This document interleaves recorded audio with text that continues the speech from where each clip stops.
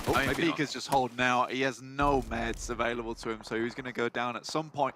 Nova's managed to get through this once again. And again, we said it yesterday, they weathered the storm.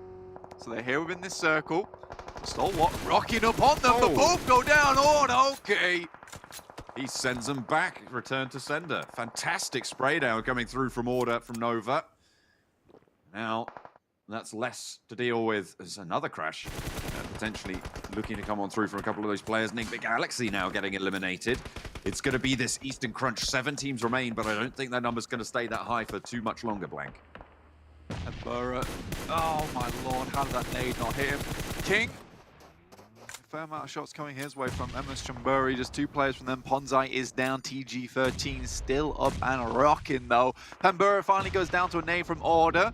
It's a good start for them. King not likely to get back up again, but it's 6-8, starting to clear some angles, but Yu Yang going down is not good.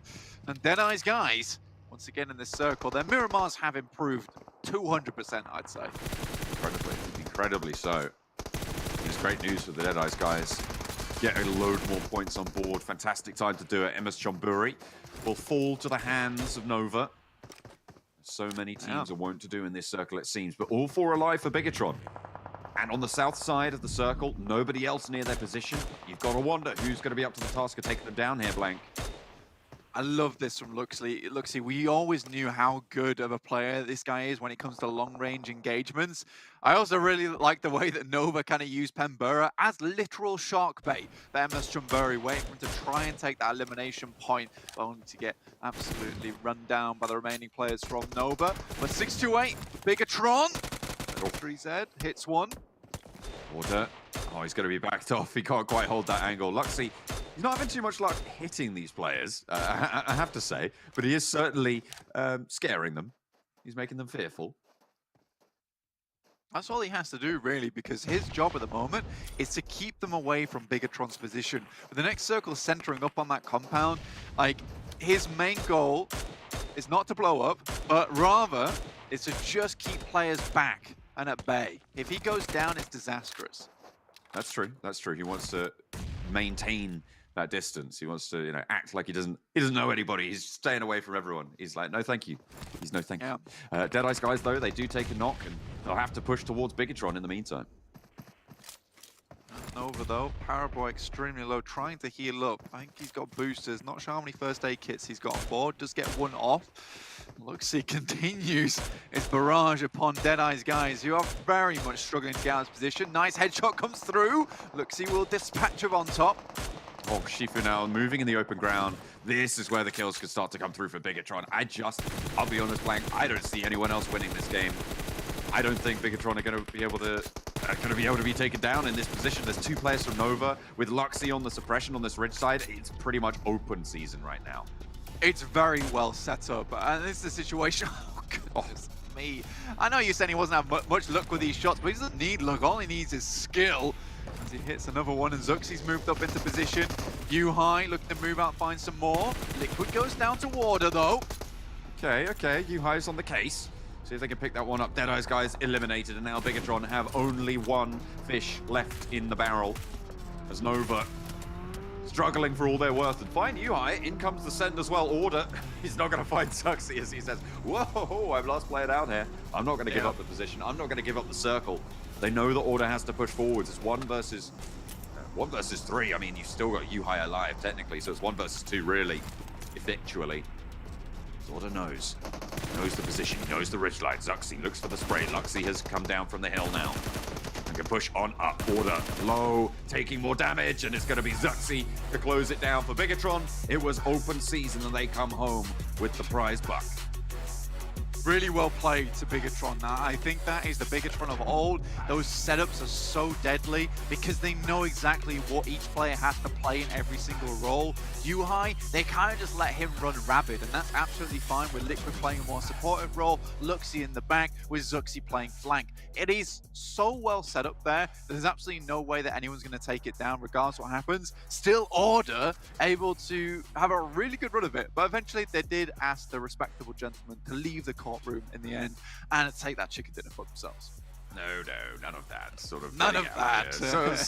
Get rid of it. That's a very niche reference. Well, I say niche, it's a whole country, but still. It's no, absolutely fantastic setup from Bigatron to be able to close that one down. Although I have to say the kills were fairly evenly spread across this lobby. It didn't feel like there was a super standout in terms of those kill counts. I think Bigatron managed to get up towards, I don't even think they managed to break double digits there.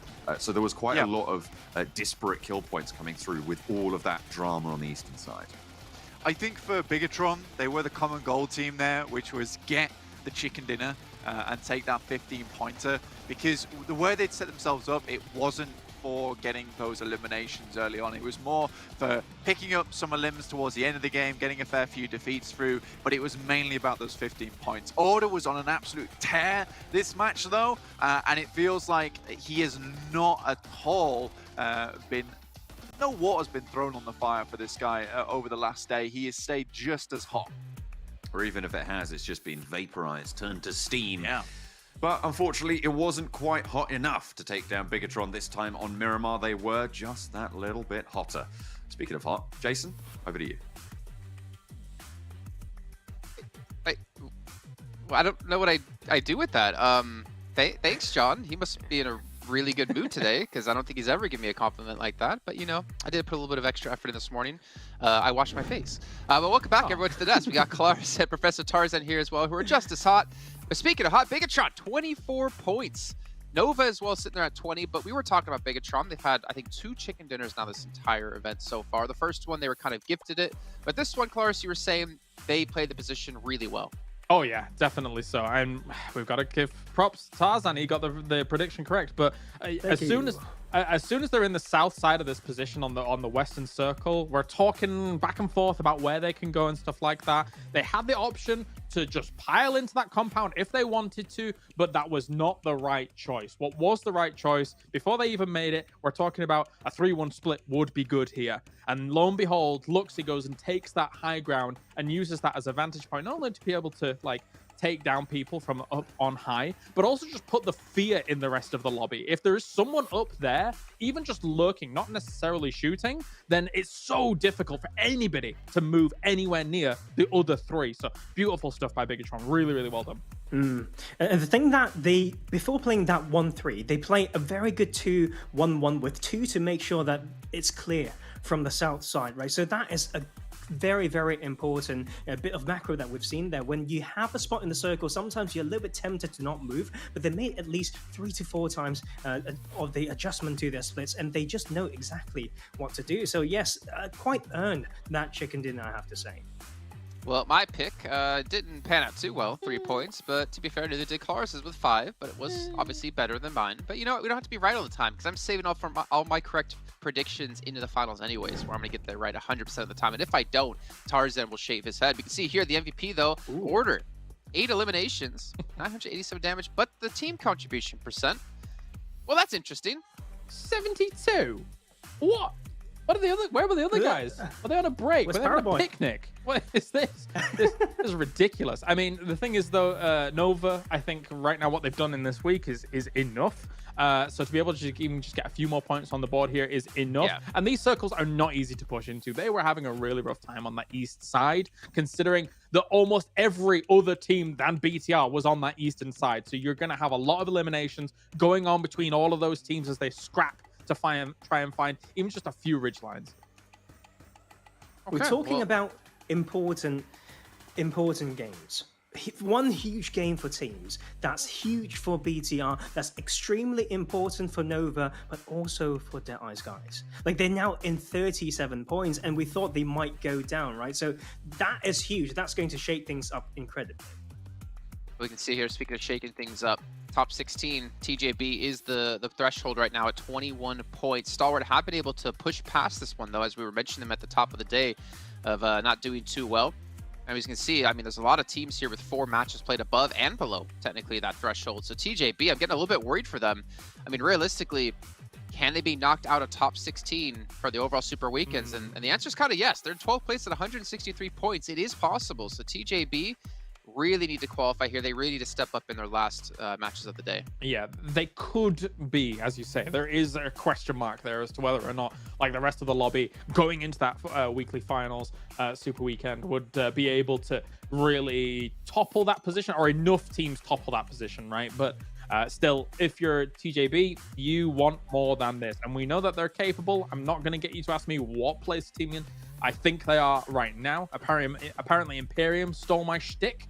Thanks, Imperium. But other than that, yeah, I think that they should be able to still retain a spot into that grand final. This is why we can't have nice things sometimes. Imperium just steals it all. But for you guys at home, there is things you could be stealing away, though it's not illegal. It is going to be the fan favorite vote you guys can be participating in. And when you do within the Esports Center, you have a chance to win various pink level items. So make sure you guys are doing that. Make sure you guys try to get as many unlocked for your account as you possibly can. You know, Kalaris, if I were to ask you, who's your fan favorite so far? Who is it? Oh, it's really difficult to not say Action. I'm trying to think of anyone else other than Action. It might have to be Action. I think I'm going with Action. I think so. Tarzan, what about you? I'm going with Newsy. I feel like I picked him before, you know, the show, the tournament even started, and want to stick, you know, to my pick. And he's been playing phenomenally. We talked about being subbed out for good reasons for the team, and coming back in just hot as ever when it comes to the fragging power as well. So I'm going to stick with Newsy. Okay. Respectable. I will give my opinion on it because we have to talk about what's going on down here. Which team will miss out on this Super Weekend? Let's know your thoughts in chat. I mean, it's kind of starting to become a little bit obvious with the way the standings are breaking out. But again, we still have a lot of matches to be played here for the teams outside of top 16. And we still have a lot of time until the next match. You can see about 4 to 5 minutes until then. So we're going to head to a break. And when we come back, we will be jumping back in on over to Erangel.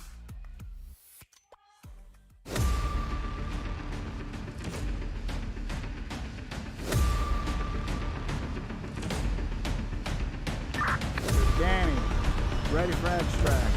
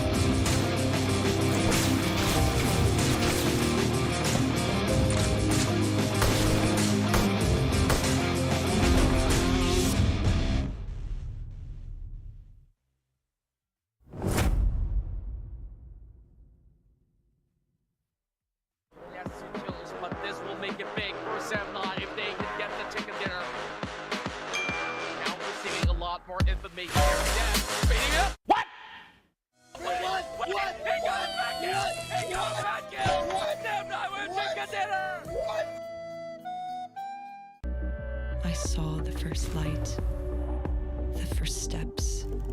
Now I see much more. I capture Earth in all its beauty. I see action. I see drama. And I see it in the finest detail. Moments of inspiration and the first steps.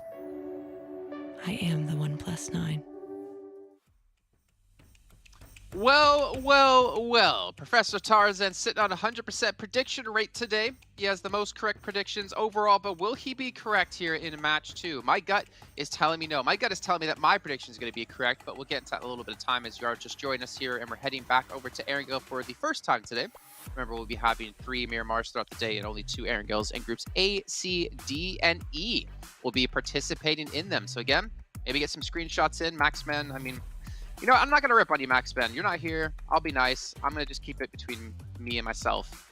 But Erangel's going to be interesting because we still have teams really sitting low on the leaderboards. And the fact is, one chicken dinner can technically propel you high enough to most likely qualify you. But teams like Team Secret, who are sitting at the bottom of the table or sitting down towards the bottom of the table with them and DRS, they had 4 and 2 points respectively at the start of the day.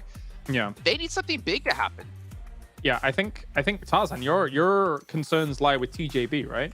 Very much so. Let's bring out some math, right, and stats. They've got 21 points right now. They're in Group A, so they've only got 2 more games to play. Yeah. Let's say they average 10 points per game. That brings them to 41, which is the cutoff mark of one of the Super Weekends. We need a little bit more than that. But when's the last time we've seen them got 10 points, a game? Not very frequently, right? But it's fine if they've done very well in the past Super Weekends. In fact, they've qualified to both, but they've only got 163 points. And when we track down the table with teams playing one Super Weekend, we're averaging around 120. So if you just allow them to go back in and do half as good as any of the Super Weekends before, they're going to surpass you. So TJB really needs huge games right now more than ever. But it's not just them. We're talking about some strong teams that needs a bounce back, and Stalwart's one of them. They usually just gear things up. No, that's not the right term. They switch on the correct gear to bounce back towards the second day anyway. They switch into the correct gear. You don't switch on a gear. Tarzan, please. How dare you? No, I'm just kidding. English. I mean, I am right, but I'm just kidding. I'm just messing around. But you're right, though. I mean, Stalwart, they did show us, though, in the first week in league play, fantastic. Then the Super Weekend day 1, not bad, but day 2, day 3, they really struggled. But then later on the next week, they did definitely maintain that level of play we come to expect out of Stalwart. We'll see if they can do that here as we get into our predictions. And Klaris, you can go first. Well, I've had my hand on my mute button the entire time because Floof was so angry that I didn't pick Stalwart in the previous game that she was barking all the time. So I'm going to have to go with Stalwart here because they need to bounce back. They don't necessarily need to bounce back, but they're a good enough team to bounce back here after having some rough games. I feel like it's unfair because you guys saw the stats that they had when it comes to this match. What about you, Tarzan? No, I'm with Floof more than with James, but I'm going with Stalwart as well. Because we talked about them being one of the most dominating team, and we had concerns with them before in day 1 league play, but they always just find the switch and to start doing well again. I think this is the game that they will start, bouncing and just play the usual crazy style of absolutely eliminating everyone. Okay, well, I went with Infinity because Infinity are 100,000% going to win this match. There is no doubt in my entire fiber of being that they're not going to win this game at all. And if they do lose, Tarzan did say he would shave his eyebrows live on air. It's time to head over to our commentators, though, as John and Blank are going to take us into our second match of the day. Into game number 2. That's right. We're going right on over Erangel. Again, fairly accessible for fairly everyone on this plane path. No one should be too bothered. Blank. You've had a cheeky little rest, a little time to think. How long? Like Stalwart. Well, yeah, a little bit of time.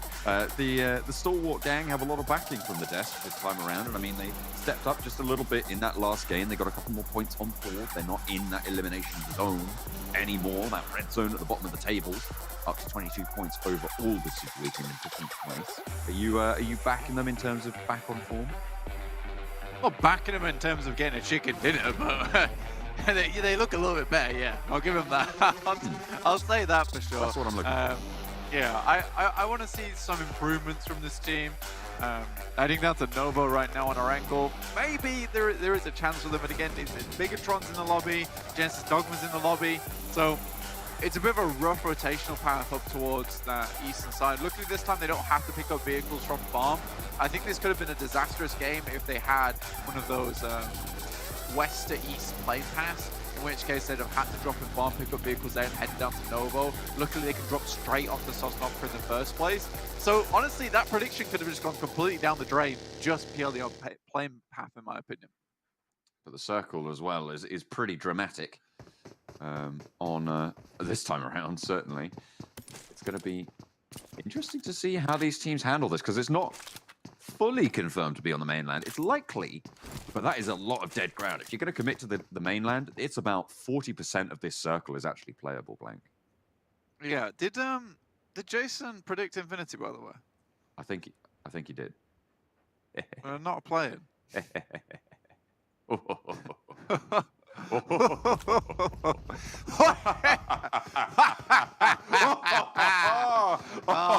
Jason! Oh no, Jason! Oh, now dear. What are you gonna do? Oh dear. There's nothing you can do. That's all. They're winning in his heart. That's fair enough. That's okay. That was our evil laugh, if you guys didn't know. But it's Tongji about to pick up that spot down towards Sosnovka military base and reject up towards Ferry Pier, which is standard position for them. You know, 628 also not in this lobby at the moment, so Cryptics are going to pick up their spot down towards Primorsk. So nice little stuff for both these teams. And honestly, I would say Reject's going to have a better time of it, because I think 628, they're a type of team that really does go out their way to pick up ground that shouldn't necessarily be theirs. Their aggressive splits sometimes definitely cause them problems in the future, but have caused more problems for Reject in terms of Reject not really being able to predict when 628 is going to appear in their neighborhood. This time, I do think that Cryptics is going to spend a lot more time down towards Primorsk and is most likely going to head up towards Quarry side rather than going to mess with Reject, to be honest with you. This might be a good game for Reject to get some more points. Only 28 at the moment. Definitely not safe as we head into the second game. Remember, only 3 more games after this, and for Rejects, probably not much more. Let's have a look how many games they have played. Let me pull up my stats here, John. My statistics. So they've had 4 total. So only 2 more games today for Reject, including this one. To pick up, they're probably going to need around about 15 or more points, right? I think 15 is really pushing your luck, but that's still like almost a 7-point average per game. Yeah, they should have. Wait, a Reject? No, Reject should have 4 more games today, right? Oh no, yes, you're right. Sorry. They should have 4 more games. 8 played total. My brain! So they played 4 already. Okay, they've got way more time to do it. 3-point average. You can do it, guys. This is simple. This is easy peasy. There we go. I feel like Tongjavao is, for me, is the team that I am worried about. 21 points in 6 games. So just use that maths and take it over to Tongjavao, and then we can talk about them in the same way. That's fine. Okay, well that's around about 11-point average, I'm going to say, for that team. Just making numbers up now. I'm actually not, because 11-point average would put them on like 43, and I think 43 has been That's like true. It would. a fairly okay position. You know, that's still dangerous, but again, we came off that last league play of 36 points being the breaker, which was very strange, and I think that was more due to the fact that the Infinity had so much control over a lot of that lobby, and it was causing less teams to be able to get towards that top spot and much more evenly spread in terms of point scoring. So down towards the bottom side, it was the actual jump from 16th to 17th was very limited, but also it was a low point scoring that you have to get. I think that will be different this week, considering we do have some clear top dogs in terms of Nova, Enigma Galaxy, Genesis Dogma, and FaZe this time around, whereas people will still have to really battle out for that 16th place and above. It's going to be tight. It's going to be very, very difficult. It's very hard to call as well. A lot of these teams hanging around the boundary are teams that, certainly in week 1, we just never would have expected to be here, Blank. I mean, Tongjabao, Stalwart, even teams like Rico Infinity Team and Team Secret as well. The fact that all of these teams are here is kind of crazy to me. I definitely would have been able to predict this. It's been a journey. This tournament has. It has been. And I will say one thing, though, John, is that for Team Secret, if they don't get a move on now, it's over, basically. Because sat at 4 points, unlike a team like Tongjabao, who at least has a chance in hell right now, with 2 more games to go if they have some breakout moments, there is a chance for them. But for Team Secret, it really is a case you can't let the foot off the gas now. It has to be full throttle forward. You have to get on the right gear to get into this one. So I am worried for these teams. It's not easy. It's not an easy time to be a PUBG Mobile Pro in the East League. Well, unless you're the Infinity or one of the teams towards the top. FaZe Clan obviously sitting pretty smugly at the top of the pile on 75 points there. I wonder how smug they are. I wonder how smug they look right now.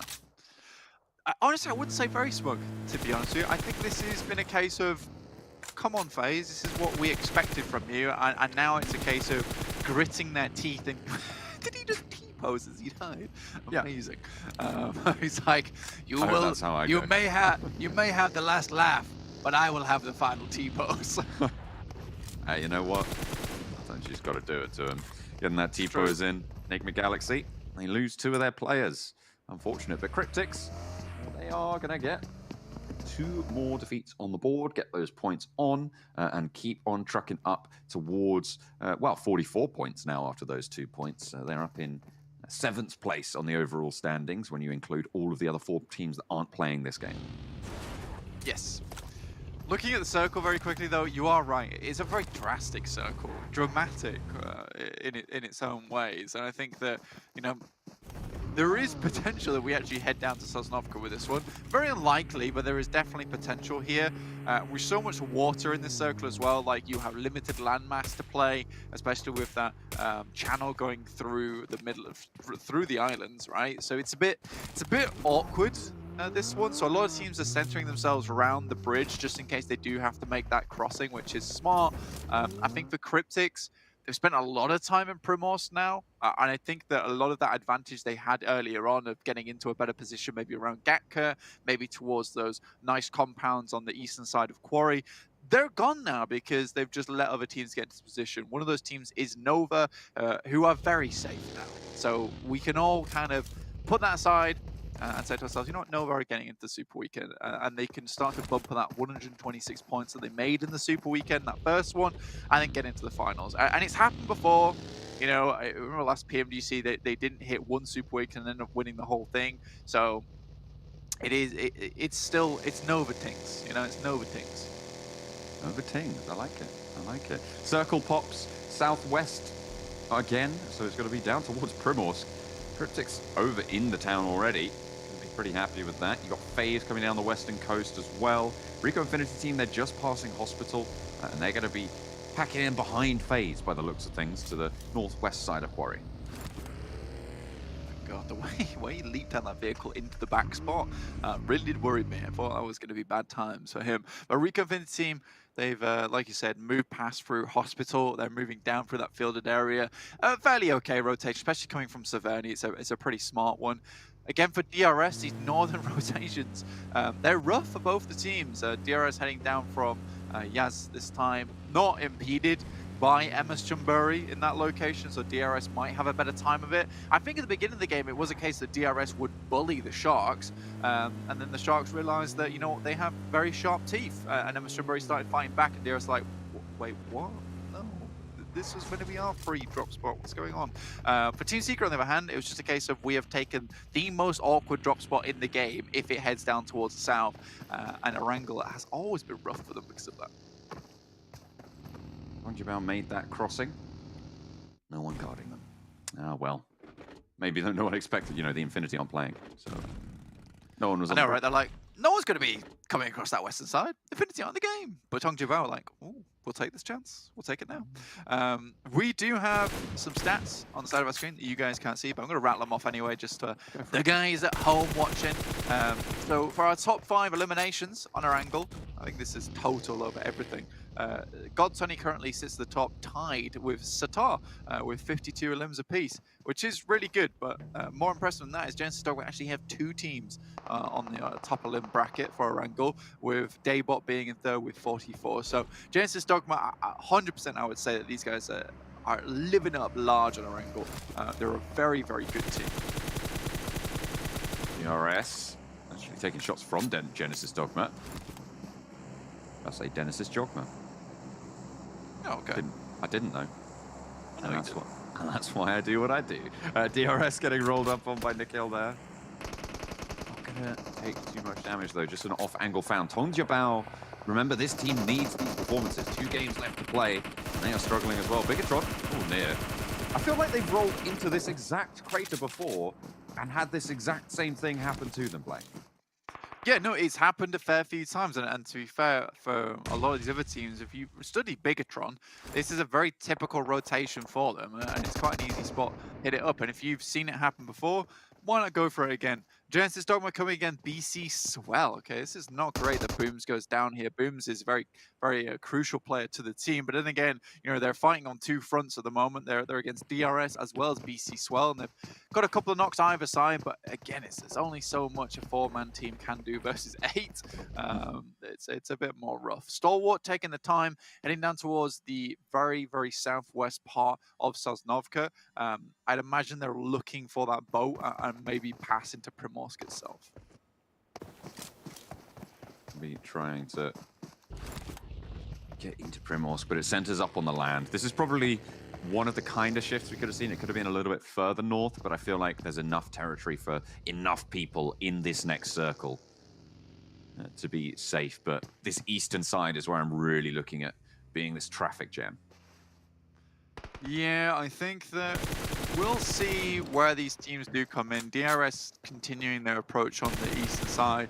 I think that coming across this field into Quarry, you know, if a team can find a nice central spot in Quarry and have some good oversights, then yeah, this eastern side is going to be really quite rough here, John. Reject, though, another team that I'm keeping an eye on at the moment. They're still over towards Ferry Pier. They've played it very safe so far, and this makes sense. You know, they've got 4 more games to play, but Erangel is one of your like safest spots to make those games happen. So if they can like play it out safe here, maybe get like a top 5, top 6, you know, that's good enough for them. Remember what we said, like 3 points a game, see them fairly safe here, and already I think that's one elimination going their way. They fly over towards Quarry side though. Let's see what they can do with that. PMGC as well, one of their last 2 games today. Looks like they're losing players to Reject.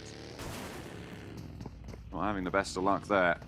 Enigma Galaxy, I mean, Lord holding in the side of this building. Turilov's not going to be able to spot him out just yet, but goes into the building, maybe looking for the flank, and out he pops, down he falls, and now the 1 versus 2 in this compound, actually 3.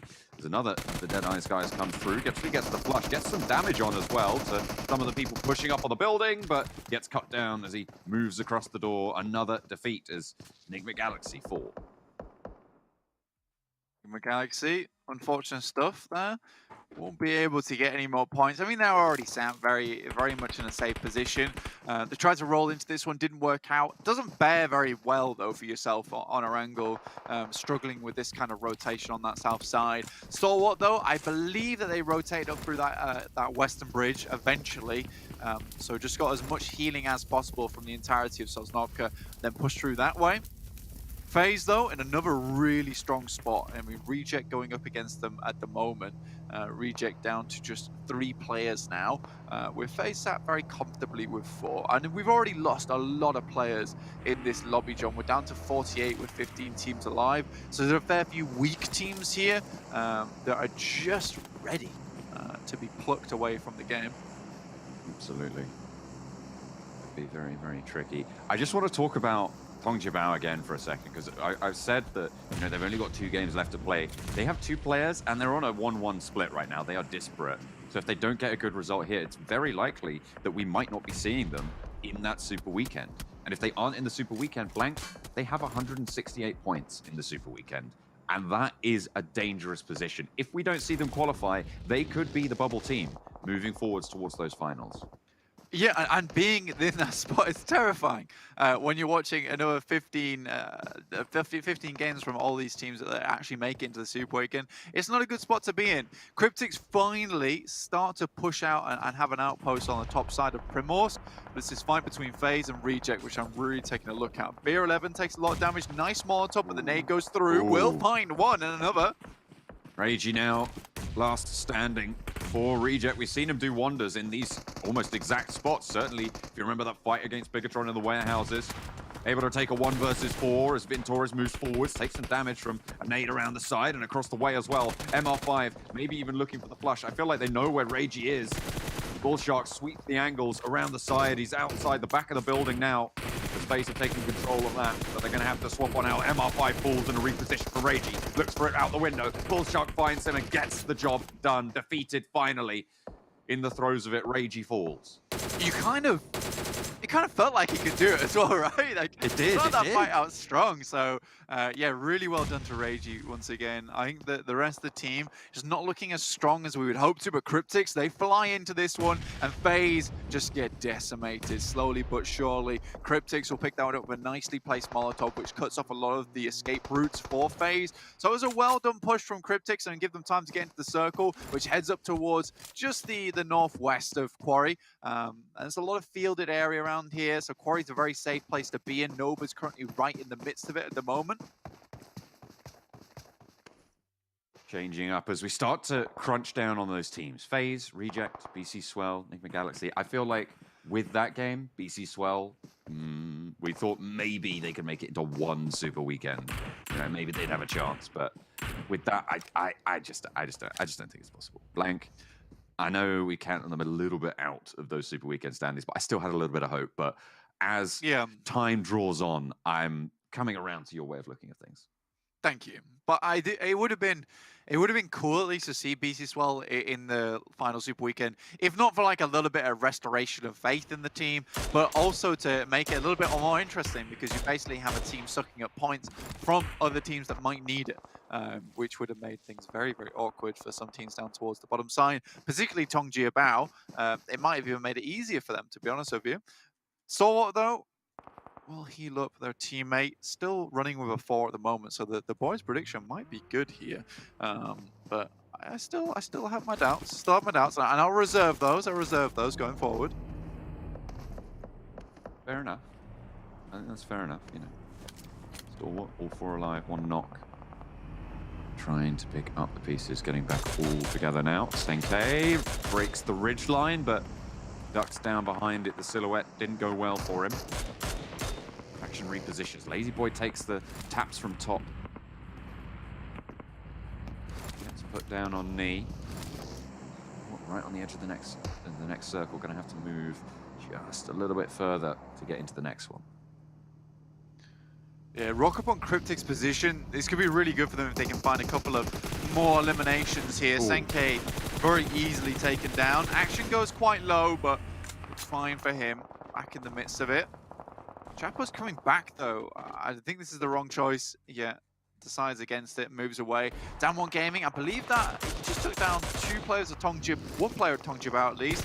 Now just down to the 1 player left alive. It's not ideal. 11 teams still remaining. There's no defeat points there to Tongji Bao. You're going to have to just keep on trucking for as long as they can to try and get these placement points in a crucial position. Almost for their tournament life, Blank. After this, they're only going to have 1 game left to play. And that is not the position you want to be in when you're sat on, I believe, at the start of this game, they had 21 points total at the start of this game. So they'll get 1 or 2 placement points off this game. And what, 22 points? And you want to be getting at least, 15 to 20 points in that last game. And even then, that's a low boundary. If you're it's a chicken dinner, essentially. It's a chicken dinner that they need, because realistically, chicken dinners are some of the only times that you'll breach that 20-point margin. Unless you come in second place with a crap ton of kills, but I just don't think that's Tongji Bao, to be honest with you. Yeah, you're right. Not at the moment. They don't seem on form. Cryptics, again, rolling into Stalwart. Two defeats now. Make that 3 as they rack on up 1 more. Marshall under the cosh on that western end. And no one really actually close to competing for this spot blank on the west. It's everybody on the quarry there. Yeah, I think that a lot of these teams were assuming they'd be safer in Quarry. I don't think they were expecting this western shift over to this side, but Stalwart set themselves up in a very, very good position. It's hard to breach across those fields, but equally it's going to be hard for them to get out from here. Most likely going to have to go for a southern rotation if they do go for this. There's still 1 little insurgent from Cryptics here on Stalwart's position in terms of Marshall, but we're keeping an eye on Rico Infinity team because they've had a little bit of a fall from grace, in my opinion. I think they were very, very good. Anas really leading the team, but at the moment they're just not looking fantastic. Now, I could have to bow down to the big brains of Kalaris and Tarzan if Stalwart do win this game. It's looking more and more likely as we go on, especially with them finally finishing out that player from Cryptics. Now they have the entirety of the western side of the circle to themselves. Now, this is a top 3, regardless of what happens for Stalwart, in my opinion. Ooh. Manhunt, it steps up, gets 1, but then gets batted back almost immediately. No elimination points, and not really getting too much in terms of that placement. It's far from ideal, so they are isolated to the chicken dinner. It's the all or nothing game next time we see Tongji Bao. But we won't be seeing them anymore here. Stalwart 4 players. There's a lot of teams with a lot of players still alive in this circle, Blank. Yeah, we got down 1, Rico Infinity team, DRS, as well as Stalwart. So for DRS, I would say this game is very, very important to them. Stalwart's already racked up a huge amount of points on these super weekends anyway, but they still would like to make it back in. if not just to get that practice before you go into the finals. You do not want to go into that finals cold. So Stalwart really need to put up the pressure. There is ability here, as you can see. We get a really nice little flyby of the playing field. For Stalwart, they can move out from this position into the hay bales in front of the tractors. There's positions to play in. I think for them, though, they really do need to wait to the last moment because a lot of these teams will end up fighting each other anyway. It's going to be a difficult crossing. If they can move out, I mean, they're moving out now. Look at that Pika moving forwards. If they take control of this circle now, they can stop everybody moving in. It's going to be so hard to breach across this field line. With that forward position from Pika, they can use that as a launching point. Team Secret trying to move in from the northern side now, but they are trapped down in the basement with Rico Infinity team. They're going back and forth, and it's jumper to fall. Fadan stays tall. Nas goes low as well, takes a lot of damage. A lot of Rico Infinity team really suffering right now, but they're not falling, and crucially so, Black. I mean, this fight is incredibly important for Team Secret. If they can control Rico Infinity team, they'll control that northern side. But 2 versus 4, it's not a likely scenario going forward for them, and they're clearing out positions with the Molotovs and they go. Apresco walks into one of his own, I believe. Will start burning out. Comes outside, he's like, please help. How on earth did Anas not burn out there? Goodness me. Luckiest beggar in the game right now.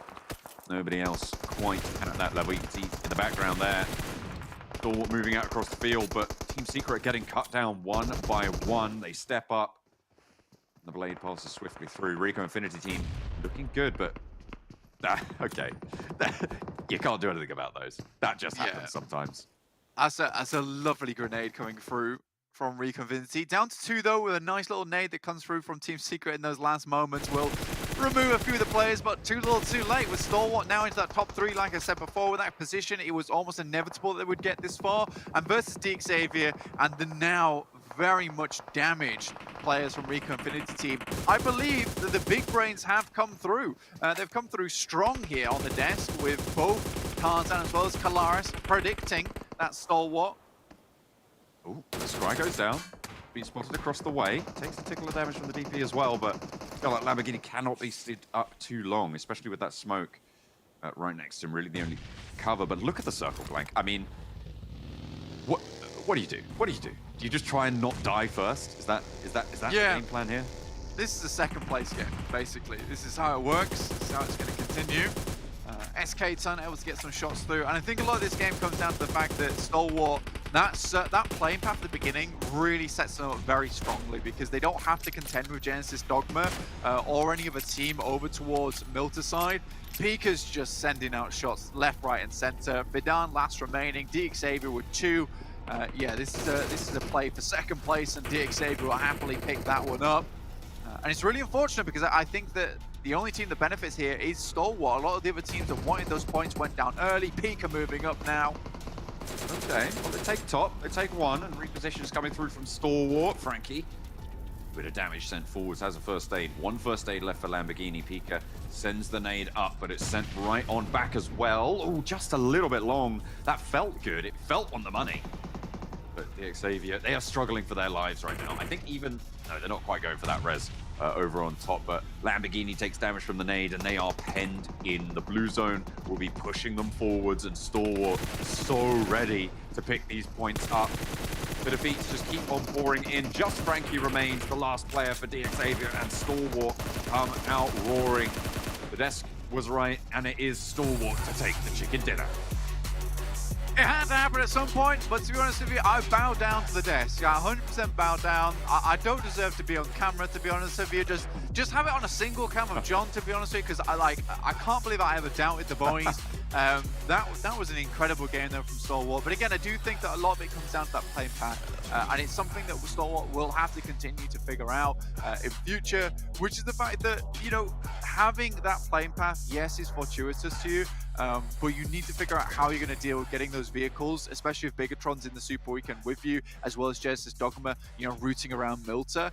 But it was a very, very good rotation. I think heading up on that Eastern Bridge nice and late, and then switching around to the other side, it was a good gamble from them. If it moves away from Quarry, they're set up in a really nice position. So all in all, I think Stalwart has just a fantastic understanding of the map of Erangel, where they can play, when they can play there, and they also have the chops to back it up. I do think Stalwart have been lacking over the past few games, but really here they show us that, you know, every single player on this team is a top fragger. Absolutely, and they absolutely deserved that win. They played it to perfection. But really, the team on my mind, Blank, as they have been throughout most of this game, is Tongjabao. Yeah. They have one game left to play. They're right down towards the bottom of the tables. I don't think they got any points that game. There are 22 points total. Yeah. With one game left to play. They're in 17th place right now overall, and it's not looking good, right? There's everybody around them with 6 and 5 games played. I will add a caveat to that though, John, because I think that although Tongjabao is on our minds, you know, I'm kind of counting them out now. I don't see that chicken dinner coming through, but there are 2 other teams in DRS and Team Secret who did have a really good chance in this game. It's one of the few chances they've been given recently from that northern rotation, not getting caught off, and still they were not able to do anything with it, and that worries me. Well, some of the desks couldn't have been more right, and one of the desks couldn't have been more wrong. I'll leave you guys to remember who that was. Over to you guys. Well, that is true. John would know quite a few things about being wrong. But yeah, you can't lose if you're not playing in the match. So technically, I was right. I was 100% right. Welcome back, everyone. And Stalwart Esports, you two picked them. Obviously, you know, we saw Professor Tarzan bad-ranking it off of you, Kalaris. But talk to us about this. This was not an easy match for them to win. This was ridiculous. They were in the worst spot at the entire lobby going into Circle 2 especially, and then Circle 3 as well, trying to kind of figure out in their heads where we're going to go. We're on Military Island. What are we going to do? Are we going to swim it to Primorsk, or are we going to wait for that bridge? Tarzan, during this game, called it perfectly. They were just waiting, finding themselves the opportunity to go over the bridge, and then slowly wiggled their way through the rest of the pack. This was a masterclass of understanding where teams are at what points in these circles and finding themselves the right winning location. Can't explain that better. You could see the thinking process that they've got all forecasts waiting on the northwestern tip of Sosnovka Island and thinking, do we swim? But they would lose all the cars, right? So they read of how the other teams would behave in the lobby with this almost, how should I say this, a sensible addiction to early center play. And they just edged in towards that western bridge in the final moments, but they did have shot stops as well. So it was not blunt. It was prepared. It was it was very, very nicely planned, right? So they slowly found that pacing in, go from one position to the next, and then just played it off whatever they could, right, from the positions given to them. Well, one team who wasn't so fortuitous, TJB, 1 point. If I'm not mistaken, they should be now on 7 matches played. They have 1 left to go. Yeah, they need like 19 points at least or something like that if they want to find themselves comfortable, or not even comfortable. I think it's just like barely scraping forwards, Tarzan. Yeah, I mean, it's fine, like, if you say, hey, we can just pray, right? But 163 points, like, that is second from the bottom across all the teams that played both Super Weekends before. So they just need, you know, whatever card they've got in the past. I think this is more like a challenge for the staff, like for like Anders and coach. What do you say now to really unleash like the best side of the players? Like that is the toughest task as well. You need to understand your players, understand what makes them tick, you know, just say the right words within, you know, a few minutes practically. Yeah, just, I mean, I've already figured out what they're supposed to be saying yesterday. If you remember, Tarzan, just get good. That's all I need to do. That's right. You can see here on the front page, pretty much all 10 of these teams should be qualified through. We've seen the like threshold kind of change throughout the last couple of weeks of what would get them into the actual Super Weekend. But let's be honest, I mean, the way these teams are looking, it should be pretty safe to say that they're going to get through. But as we move into the second page, this is where things get really tricky. TJB is not even qualified at the moment if we were to stop. 19 points, I don't even know if that would still be enough. It might not be. I mean, it really depends on where that cutoff ends up happening, right? But considering that some of these teams still have games to go, MS Chonburi, for example, Rejects as well, Rico Infinity, only 5 or 6 games played each. This is going to be very rough for Tongjabao, especially considering what it's been a bit of a fall, right? We saw them at the very beginning of this tournament, winning out games, looking pretty strong, but now it's not just there. Yeah, it's not just there indeed, and I don't know what to say for them, to be honest. I mean, they start off the entire event winning the very first match of PMGC 2021, and it's just been unfortunate for them, a little bit of a downward spiral ever since. And Obviously, there's still other teams out there still trying to fight for their chance to get in the top 16. And you guys at home, hope you're still fighting for your chance to get some permanent items unlocked. As long as you're watching within the Esports Center over on YouTube, you get these tokens, currency, to unlock permanent items for you. And also, below the stream, remember guys, all of us have to point down. All of you, even if you're holding Floof, point down. Oh, she's looking. Whoa! She's looking down. Hit the rewards Well button done, Floof. to get extra tokens as well to help work towards those permanent items. Why is Floof wearing a sweater is my question. Well, because we had to match today, so there's a little bit of purple on it, you know. She's a cold pupper. But actually, important, I brought her on because it wasn't even us that predicted Stalwart. Remember, I said that Floof was angry that we didn't pick Stalwart in the previous game, and now she's here to reap the rewards. So, Jason, anything for Floof? No? I don't know what to say. I have no She words. gets a day rate. Floof, hit me up on like Twitter or something. Let me know the next prediction that we should go for. Maybe I'll get one right. But it is going to be on Miramar. So remember that, Floof. It's going to be groups A, C, D, and E. So make sure when you feed me a team that's going to be playing, make sure they're actually playing in that match. Oh wait, I'm getting word from Floof. She's saying Genesis Dogma. Is that because there's just dog in their name, Floof? I think so, probably. Yeah. Right there. Yes. Well, that's a little bit of a a little bit unfair. That's a little bit of a cheese. We can see here though. We want to get your thoughts. Which ammo do you prefer, 5.56 or the 7.62? Obviously, talk about it in chat and let us know your thoughts and give us reasons why as well. Maybe it depends on the type of weapon you like to use. Maybe if you're like me, you just like to throw the bullets at the people. Doesn't work. Hence why I'm so bad at the game. Yeah, I mean, hey, I can throw pretty fast. I played baseball. I was a pitcher. You know, bullets go about 60 miles an hour, right? Bullets. That's a magic. I don't know where we're going with this.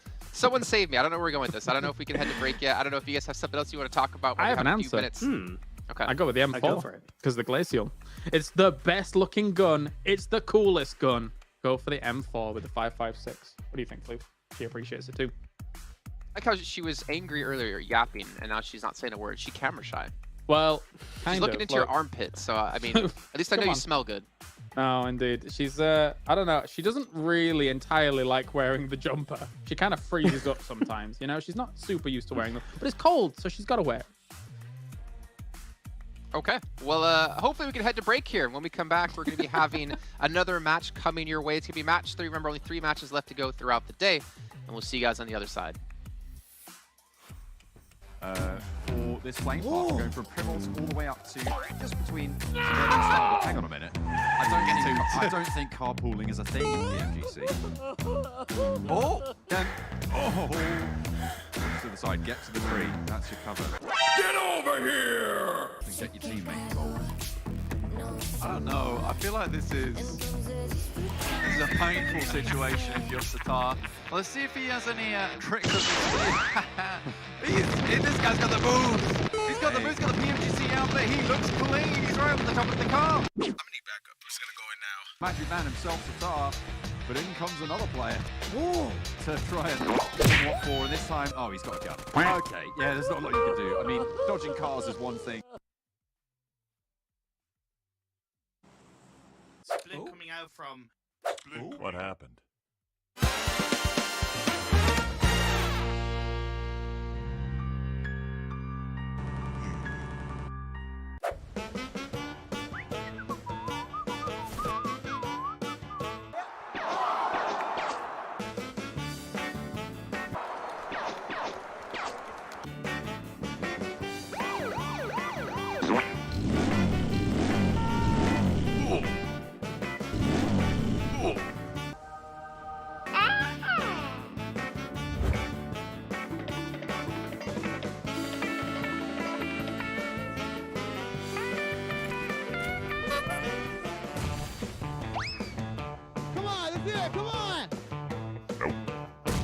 Huh?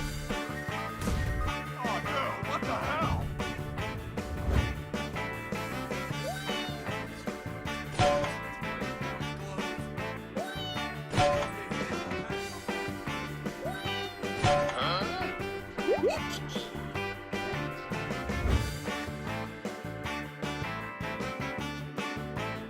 Hang on a minute. It's a 1v3! 1v3 Nova! He's lying his weight, he's gonna line it up, but he gets spotted out, and it is gonna be the chicken dinner going the way of TJB somehow!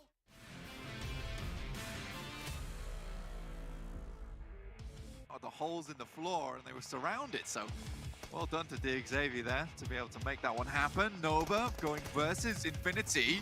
Actually, oh my goodness me. Hang on a minute.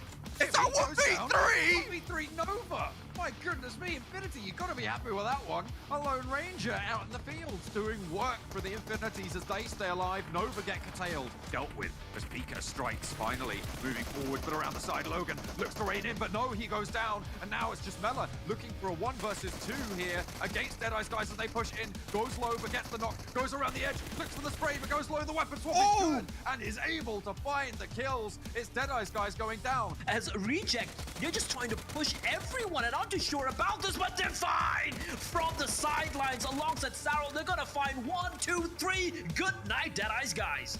Money for themselves in the long run. AJ and Renee, they're looking for that second place for sure, and then try to work with it from there. Lift takes massive amounts of damage, but it's Jumper with the double. Sends this into a 2v2 now. DRS immediately, they scatter, looking for better positions. They go wide. Important that Jimmy is there. I mean, they get a team wipe, so they don't know there's anyone else in this building. They think it's finished, they think it's done.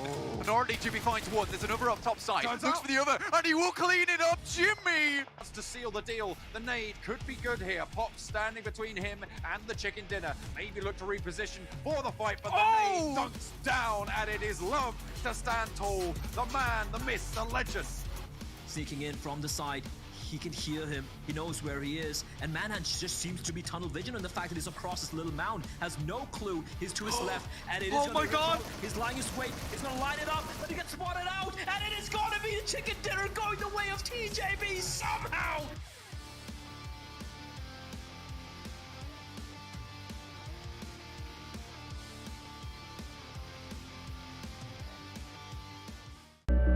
I saw the first light, the first steps.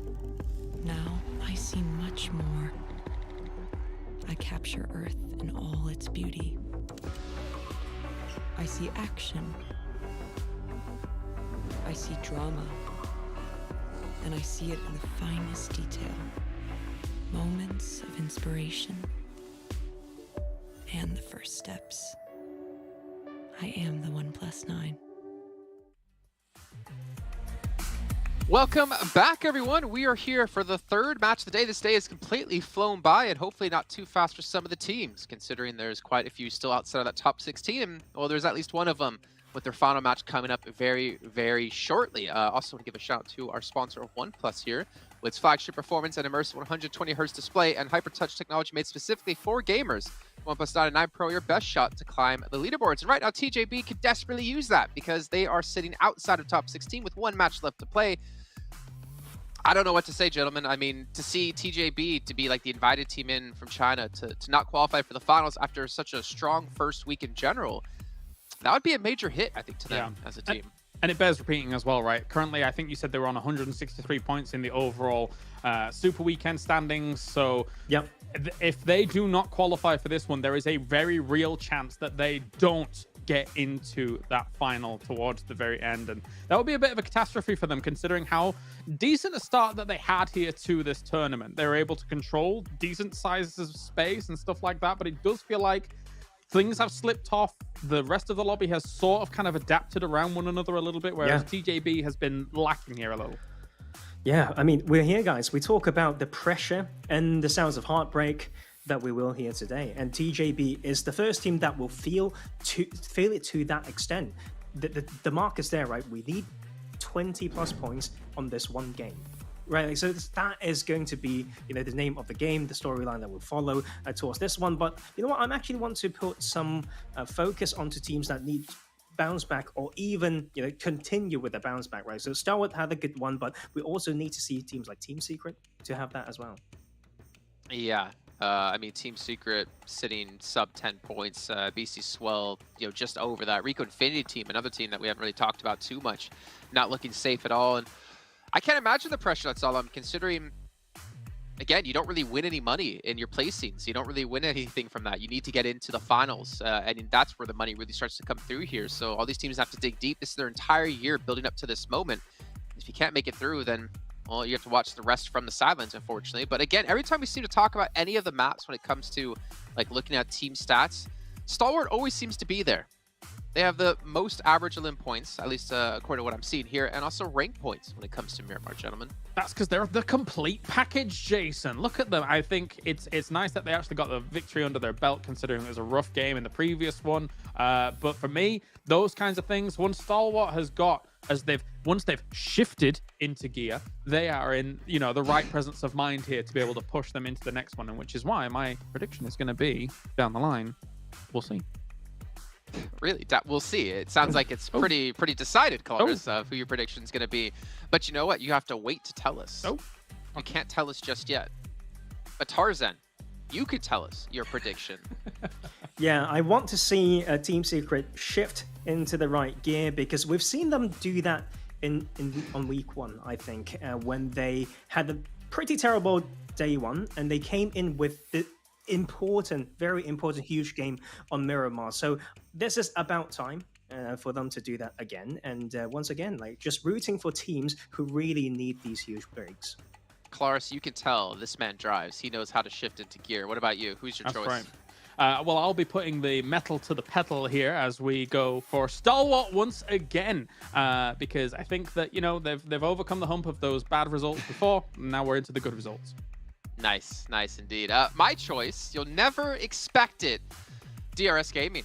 Ooh. Don't ask me why. I don't have a reason. I'm just going to pick them. I decided to actually just go towards, I probably have more of a chance of just randomly selecting a team than actually they are playing. I think. Let's head over to commentators. Correct me on that. Bled Imperium. Go ahead. I think you got it right. For a moment, Jason, I was thinking you're going to pick the Infinity, and I was just going to rib on you the entire game, saying they're not playing this particular map. But he nailed it, Imperium. Jason seems to be more on point than sometimes some of our analysts. Woo! Let's go, Jason. Well done. Proud of you, buddy. Proud of you, buddy. But we're getting into this game number 3 of the day, and the final game specifically for Tong Jiao Bao. And as John and Blank alluded to throughout the previous game, they absolutely, categorically, factually speaking, need a chicken dinner and a hell of a lot of kill points to boot with that. So a 35-point game is probably what Tang Jiao looking for, is what you're implying here. Minimum 22 points, because right now they're on a total of 22 points and they have 1 game left. If they get a chicken dinner with 7 kills, that's a total of 22 points. That will put them on 44. When we look back at the previous league plays, 41 was a cutoff on week 1, 36 was a cutoff for week 2. I think 44 would just about get them into the 3rd super weekend. Well, this is it's a good opportunity for Tang Jiao here to start to rack up a few points. The circle, it's such a tease. I thought it would probably be heading towards the Eastern Islands, but unfortunately for us it won't. But, you know, I think most teams are going to be very comfortable with the way the zone has played out. Tang Jiao potentially about to go up against BC Swell. We saw that just south towards Los Leones. In the meantime, Team Secret, who have also had kind of a quiet league stage here, might have to take a few fights. But you can see already a few of these teams looking to kind of group up together. You can see Team Secret, they're spread quite thin. But fortunately for them, so are Rejects. So don't see any early fights breaking out here. Yeah, that very southern playing path, of course, has put the spanner in the works for a few of these teams as they push them forward. The 2 Nepal sides having a little bit of a as Nima picks up a gun, is going to drive one of the Dead Eyes guys players away and possibly pick up a kill on top. Indeed, he does. They were trying to hunt him down in that van, and he picks up the VSS. And it's like, well, you know, now it's time for you guys to fear me. He gets a knock. I'm not too sure if he'll get a confirmation. In the meantime, we did see BC Swell get a knock and a finish on one of the members of two members of Tang Jiao. Oh my, that is not the start the Chinese side was looking for in their final game here in the league stage of week 3. At least they're able to get their vengeance by getting a couple of knocks and also a couple of finishes, in fact. So BC Swell down to just 1 man. It is CR Tomato. As far as I know, And correct me if I'm wrong, anybody in chat, anybody watching, etc. That's a targeted drop by Tong Bao into BC Swell. And if there's one team to target drop on when you're Tong Bao, it is BC Swell, with all due respect to them, 100%. But they haven't showed up. That's very simple but clever play from Tong Bao. Of course, how they play into this circle is important. Maxman has said no, because they take free spots when other teams aren't in the lobby, and MS Chambori aren't here. According to Max, I have to give him credit for that. He's going to say no. For the drama of it, I'm going to say it is a targeted drop. I respect that. Maxman's being logical, and you're being basically the you know, if you were a director, you'd be someone like who's the guy who does Transformers? Michael Bay. You are the Michael Bay. Oh my God, Maxman. I mean, I don't know if you like him, but you know, no, not a fan.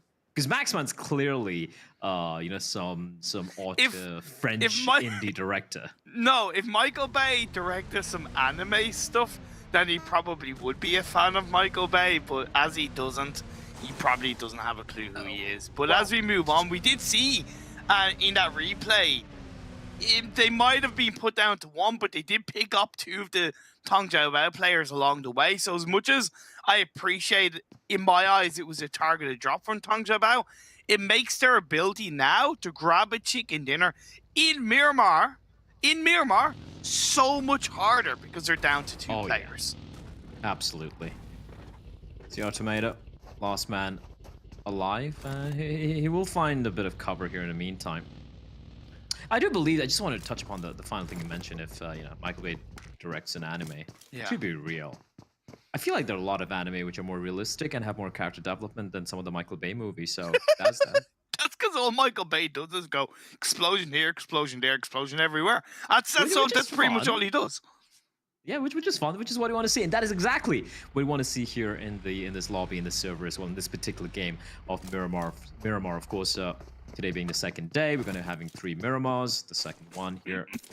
And I am kind of happy that Stalwart Esports, they woke up in the previous game. They've woken up here today, you know, considering how uncharacteristically quiet they were on day 1. And we kind of tend to, you know, forget, like we talk about a super weekend and we're like, you know, that's where all the points matter and everything. I personally feel, especially in week 1s, especially when you're not in a very comfortable spot, the league stage is so much more stressful. Like if I was one of the players on the team, like think about it, right? Oh, you have only 8 opportunities, and sometimes, you know, like we talk about it, sometimes it becomes a cliche where we're like, you know, they don't have the momentum, they maybe are having a bit of a cold start. But if you're not able to turn things around like on the fly immediately and just like, you know, wake up raring to go on day 2, suddenly you're potentially sitting out a super weekend, right? So I'm gonna go on a limb and say the league stage might actually be a little bit more stressful, again, for the teams who are struggling a bit. I have a bit of a counterpoint for that, because I think it's a really valid argument you bring on board between the differences of league play and super weekend. The counterpoint to that is it's a little bit easier to use league play as an excuse for performing badly because of the variabilities of all 20 teams playing. You have some games where it's different groups of teams and some games others, whereas super weekend, there's so many less excuses for performing badly. You're against the same 15 teams. You're going through the same kind of set of maps every single day. You got to know your stuff, and you got to be able to build upon it, right? Even if you have a bad start to super weekend. So overall, as much as I get your point, that's my counter, that there's less excuses in the super weekend. For sure. I think you have a more valid argument, but yeah, good discussion. You just saw Enigma Galaxy there. I'm gonna just say this, right? Like, I remember watching DRS like 3 seasons back. Yeah. In the Pro League South Asia, and obviously they have evolved, they have grown. Enigma Galaxy kind of remind me of that DRS, right? Where they're just reluctant to necessarily go for fights, but they always try to find its consistent placements, right? I don't know if like I'm reaching here, I'm overreaching here, but no, yeah. I think you have a good baseline on that. I would say they're ahead of DRS 3 seasons DRS ago, overall, because I think they're naturally a little bit more aggressive, so to speak, in that regard. But I definitely agree with your general consensus on that. And once again, it just continues to show the growth and evolution of every single region throughout the whole of the 2021 season. If someone had said to you last year, 2 teams or 3 Chinese teams, doesn't matter how many, that one of them would be at a point of not qualifying for the PMGC finals, you probably would be laughed at. But people have got to understand that every single region has stepped up. South Asia, MENA, Southeast Asia, and then when you look on the Western side, you have Americas, you have Europe as well, that standpoint. But specifically on the East, every single region, every single country has developed, has grown, has learned from past mistakes, has taken past successes, brought it forward back to their own country and built upon it. Japan, Korea, look at Down One Gaming. Look at the growth they've shown. Look at Reject, how much they've improved. It is massive. It is insane. And that's what continues to make PUBG Mobile Global Esports just so damn exciting. Oh yeah, absolutely. And it's also the different styles coming into play, right? We see the Chinese teams and how they mostly play the first-person mode and how they've adapted and how some of them haven't quite been able to adapt. We've seen the ups and downs of Nova. They were, I wouldn't lie, all eyes were on Nova yesterday, at the beginning of the day, but they have delivered. So there's been a lot of constant drama. And the fact that virtually every one of these teams can on a decent day go up against the best here, it definitely leads to some very cool storylines, right? I guess again, I don't want to sound too harsh, but it's kind of obvious at BC Swell maybe they aren't ready for this particular level of competition. It is looking likely they're going to be sitting out the final Super Weekend as well. And I'm not trying to be mean to them, but hey, as long as you look at it as a learning experience, you realize that this is where we stand, and maybe next time we see them, they're going to be a much more dangerous force. I agree. I'll talk about BC as well later on, because I do want to get back to the Phase 2 circle that shifted on up. It did go down towards the southwest. It's still centralized across the general map area with a good chunk of Los Leones, Picado still in play. You have the Power Grid Hill. So there's a lot of good positions for teams to take. BTR a little bit more central inside this Phase 2. And I think it's one thing that they've learned quite heavily from is they've learned to rotate a little bit quicker, a little bit deeper into these circles. Sometimes it doesn't work out, but I think compared to their previous playstyle, 9 times out of 10, it's working out more effectively for them as a team as they move in. Nigma and Rico Infinity, the 2 MENA sides, are a little bit closer to each other on the western hemisphere of this Phase 2, and DRS continue to play on the outskirts of this Phase 2 circle. Yeah, and apart from the initial battle between Tangjiba and BC Swell, right, we've seen a couple of exchanges of bullets. We saw DRS lose a member early there, just the 1 member isolated outside. Apart from that, everyone's pretty healthy, intact. They've found their respective compound, or in the case of Team Secret, multiple compounds to work with. And right now, the only team who's still out in the blue, taking a sweet time coming on in. Again, it's Miramar. It's a massive map. They can easily tank the damage, at least for the first couple of phases. It's going to be Down One Gaming who are making their way in maybe towards Power Grid, because they're coming in from the creator fields, right? So they have a lot of options available to them. They can, in fact, if they do choose to do so, make their way from the southwestern side from Chumacera. Now, I'm assuming they're just going to be waiting out the next zone, because it's going to be taking place in the next few seconds. Yeah, definitely better off just waiting out to see where this Phase 3 pops up. Down One Gaming is a 4-man team rotating through the blue. They're going in a little bit blind to this edge of circle position, so they have to thread a bit carefully. BTR, a couple of shots by FaZe. Beer 11 pops off, gets that knock onto you, high boy. I gotta give credit to FaZe Clan for once again using the situation to have Bullshark play, right? To give him practice. It's the first time we're seeing him in this PMGC, and it's important for the morale, for the experience, for the overall what makes a team a good team, to have that, to have every single player experiencing it. Sometimes, of course, teams maybe swap out too much, but I think the way FaZe have done it throughout this PMGC has been extremely healthy to their overall result and performance. For sure. I just saw the circle shift. I'm sure you did as well. And I just realized that inside, like, BC Swell, the final member, he's smack in the center.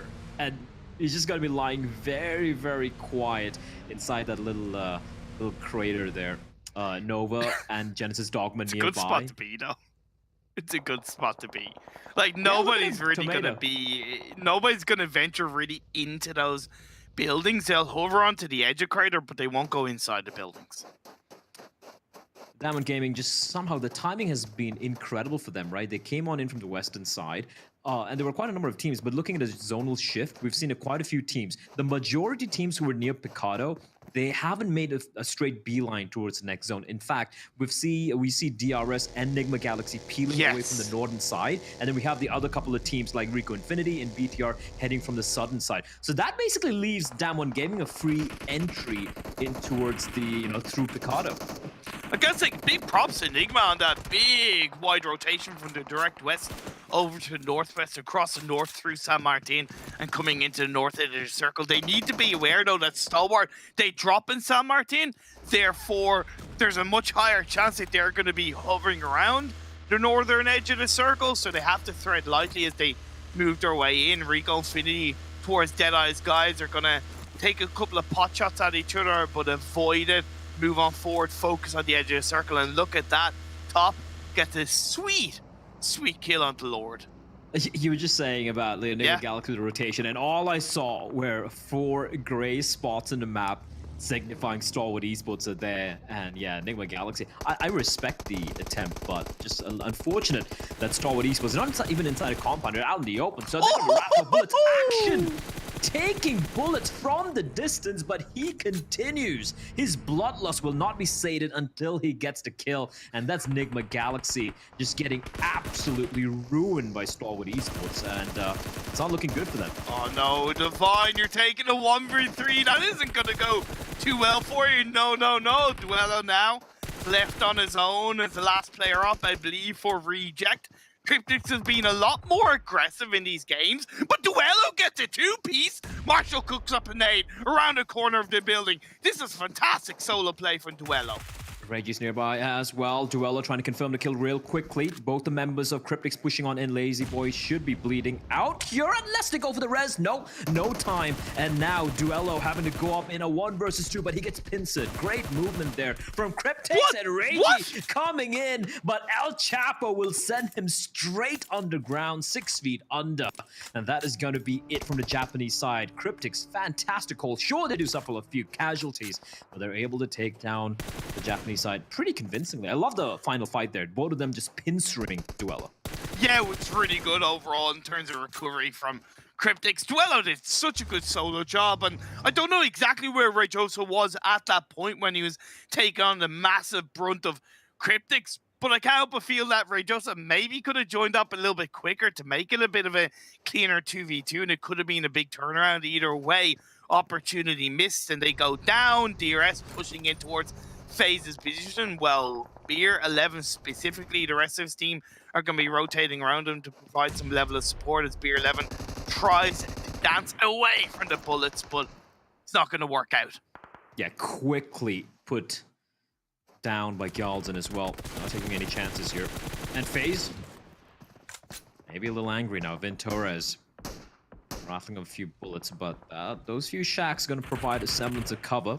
You can see Mafia Ninja peeling away the vehicle, leaving Galden and AJ. He's going to be the bait. He's going to try and force, or rather make FaZe assume that they have evacuated that particular compound. As we can see, everyone's kind of playing at the edge of this particular crater. Yeah. And that's risky, if you ask me. No, I think the edge of crater is much better because it allows you to move around it a little bit more easily, cover behind you. Yes, it's not quite in this circle, but when you look at Cryptix, they can move around towards the northeast and edge in. Of course, when you have 3 or 4 teams looking to play the edge of crater, yes, it becomes more dangerous, but for the late game, it's a much better position to be in as AJ gets knocked. TJB update, by the way, they're on 3 kills. Their 2 players are still up and they are in the circle. They've opted to go for a little bit of a BC swell position of in the center of Crater Fields, hoping they don't get spot out, playing for that very late game. Even though they're down to 2 players, I kind of get what they're doing. I really do, and I think it's the best course of action for them to hopefully survive until the bitter end.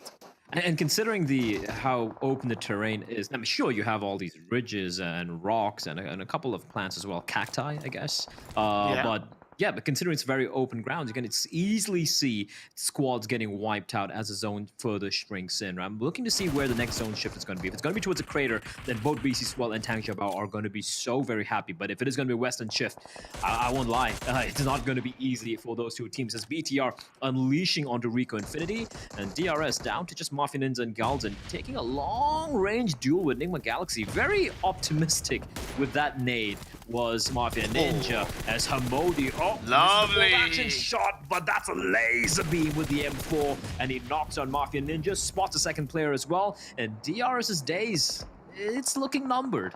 They're looking pretty heavily numbered. The circle has shifted up, by the way, shifting down southwest, away from the massive Crater Fields. Team Secret, Genesis Dogma are going to be fighting for the southwestern edge of this phase number 4. BTR holding on to the south. DRS finally do go down. The compound that was very much open, unknowns to a couple of teams, has now been taken by Cryptics. For Nova, all 4 players are up and they're on that eastern edge of the circle. FaZe. Oh, wait.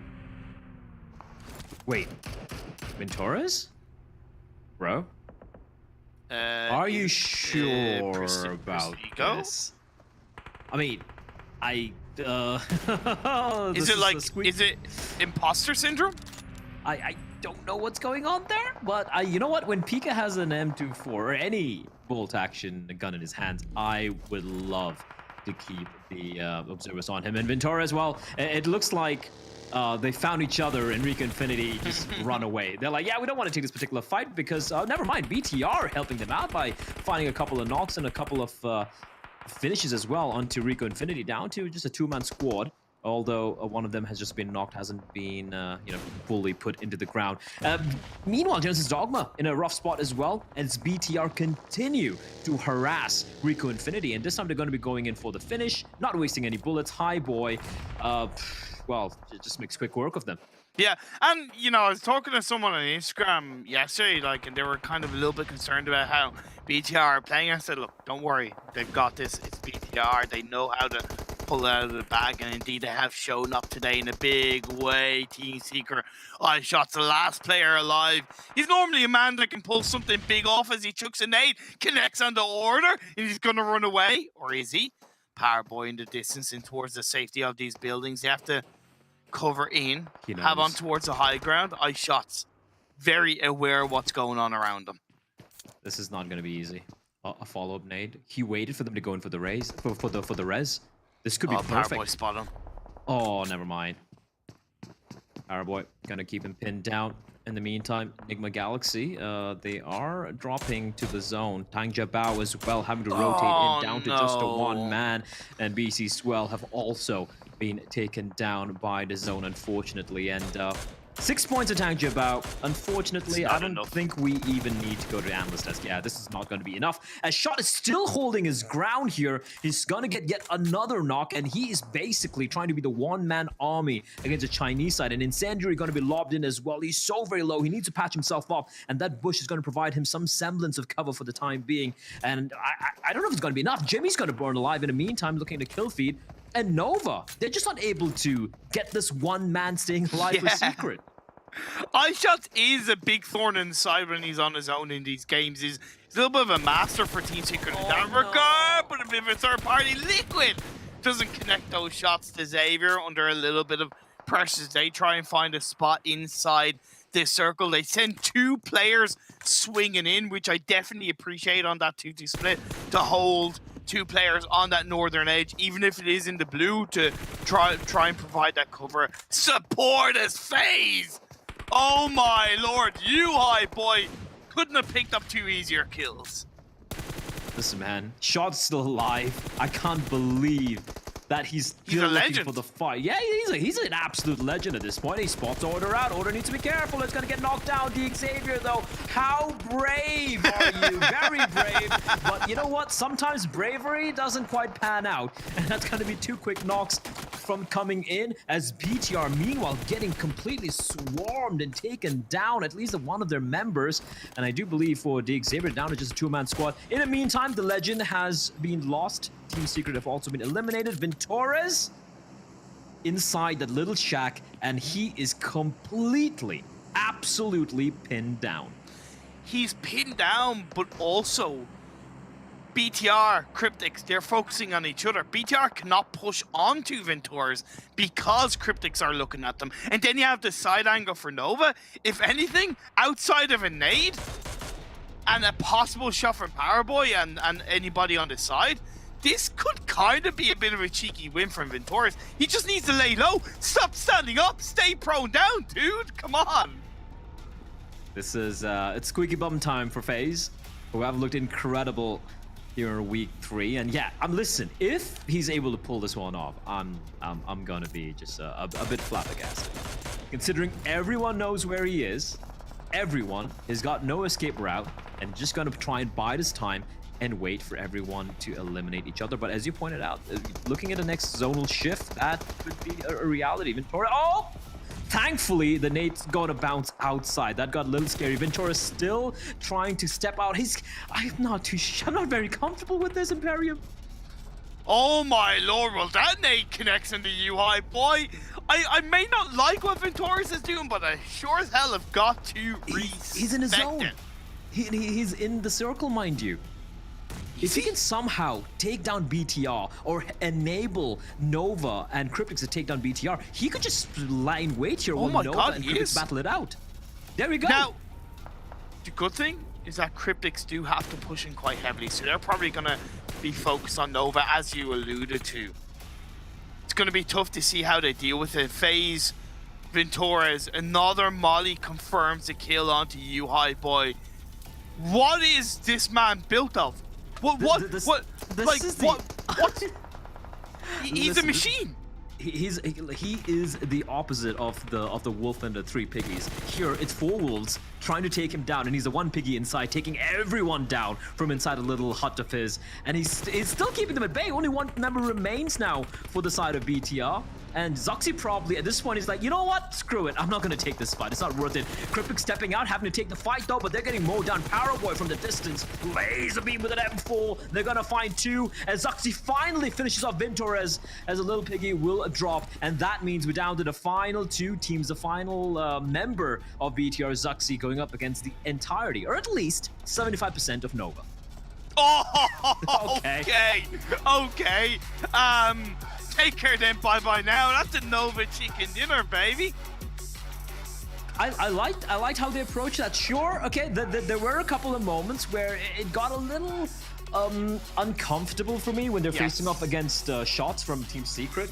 But they were able to, get the reses. They were able to keep him pinned down. And sure, a little bit third party taking place as well. But for me, even the Nova, well-deserved chicken dinner coming in. But that hold from Ventures from FaZe, just incredible stuff.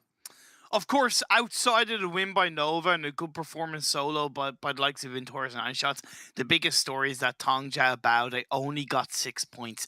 That is not enough to bring them into the 3rd Super Weekend, and that puts their position in the finals of the PMGC East under massive threat. As of currently, they're lying 12th in the Super Weekend points, but the 17th below them, are already in this Super Weekend number 3 qualified.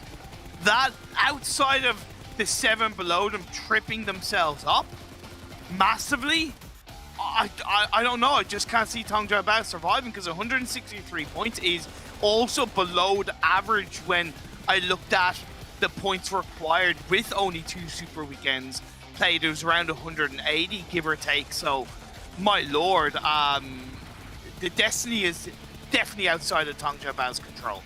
And it's just so unfortunate, because just go back a few weeks, go back to the beginning of this entire event, go back to day 1, go back to game 1. who got a chicken dinner. It was Tang Yes. Jiabao. And all of us were like, holy hell, the Chinese teams are here to play. And sure, Nova had a very quiet start. We had 628 also having a bit of a quietish start. We were like, Tang Jiabao, this is a team to keep an eye out for. And the fact that they might not even make it to the finals, it's heartbreaking. It's not about how you start, though, Blur. It's about how you finish. Well, we started well, and we're finishing on a high note as well. Jason, take it away. Yeah, wow. Nova. I mean, a team that didn't really need the points, able to close things out. Bigatron putting up some big points as well for themselves. But what I kind of want to focus in on is, well, TJB. I don't think they got what they needed. And I can confirm that, as we see they only got 7 points. So it looks like TJB will now be out of contention for the Super Weekend, where they could still potentially hold on to make it into the finals, but it's going to be very difficult, and the fate's going to be completely out of their hands. Yeah, rough, isn't it? You never want the opportunity to strike not there for you here, TJB. They did try something, and I like it.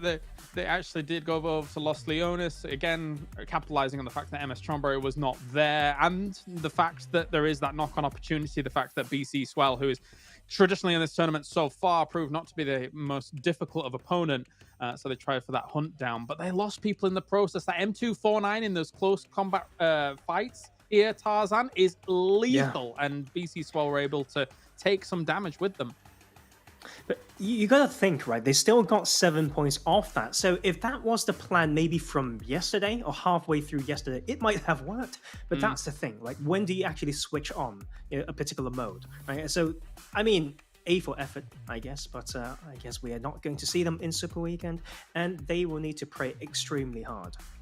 Well, I can't remember the last time I've been able to buy food with effort, so unfortunately you can't really bring that to the bank and cash it. You see Reject on 1 point, Deadeye's Guys on 1 point, DRS on 1 point, BC Swell as well, only on 2. I'm starting to like almost be confident in saying that we're not going to see, like, to start calling out teams that we're not going to see this first Super Weekend. It seems to be coming to fruition at this point. But you, High Boy, 6 eliminations, 775 damage. Not bad to see him step up, not to mention 55% of his team's contribution. Once again, another kind of decent split that they had across a ridgeline here going into those final moments. We're looking, you know, those circles 4, 5, etc. And a little bit further down, we're looking at BTR's position as well as Nova's position as the 2 prime cuts to the beef to have here. And BTR convert with it. Not enough to be able to deal with Nova's spot, though, of course. But yeah, BTR looking really good on Miramar here throughout the day. Yeah. I like how they played as well. They start off with an adjustment, right? They went to Chimisera because Infinity is not in the lobby. And when you have made a change and it worked out through to the mid game, you actually feel quite good about that, right? You feel like you're big brain because you've made some change. It worked. And that actually has a very good snowballing effect, also almost like a positive feedback. Then they can actually carry on to the later games. And this BTR that we're seeing today is actually quite a pleasant one to watch. Oh, man. Yeah, TJB, there you go. 17th place, no chance making the Super Weekend. DRS, 2 matches left to go. I mean, the bottom 3 teams have 2 matches left to go, and they have a lot of points to catch up on and also surpass against the likes of MS Chombury, Reject, 628. I mean, I hate to say it, but I think there's a legitimate chance here that like these bottom 3 teams won't qualify as well unless they get themselves like a fat chicken dinner. Yeah, they need a little bit more of a step up for sure. I mean, how many points did Team Secret have in this one? I can't exactly remember, but I feel like they're still one of the teams that has the chops to be able to move up out of those spots. For the other ones, 5 points. Yeah. 5 points? Okay. 5 points. They still need a little bit more here. When I looked at Team Secret, I do feel like that they can actually have a little bit more productive a game on Erangel. So maybe when we switch over, maybe we can see it now. Yeah. I mean, we still have 2 matches left to go and still more points for teams to get. Also, more points for you guys at home to get to unlock the treasure box. You can get a permanent item for yourself as long as you're watching in the Esports Center over on YouTube. You're collecting points that you can use to do just that. Also, if you click the rewards down below, come on, guys, get the fingers in. Everyone's got a point. Everyone's got a point. Where are you pointing, Tarzan? Your hand's behind a microphone. We can't see your hands. Sorry, like right here. You just follow through. Is about again, your hand is behind your microphone. Just put your head up in your face and do this. Oh my god, it's gone. It's too late. It's gone. It's gone. All right, things Tarzan can't do. Point down on camera. Got that one. Write that one down. Save it for later. Erangel coming up next with Miramar. Groups B, C, D, and E. This is their final matches of this final week, league play week. If I can get my words out correctly.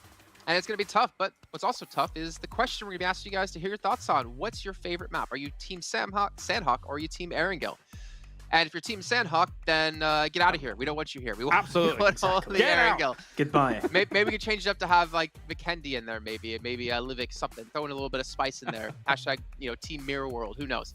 But ladies and gentlemen, make sure, get in the conversation over on YouTube. Make sure to let your thoughts be known, communicate, discuss with other people as well.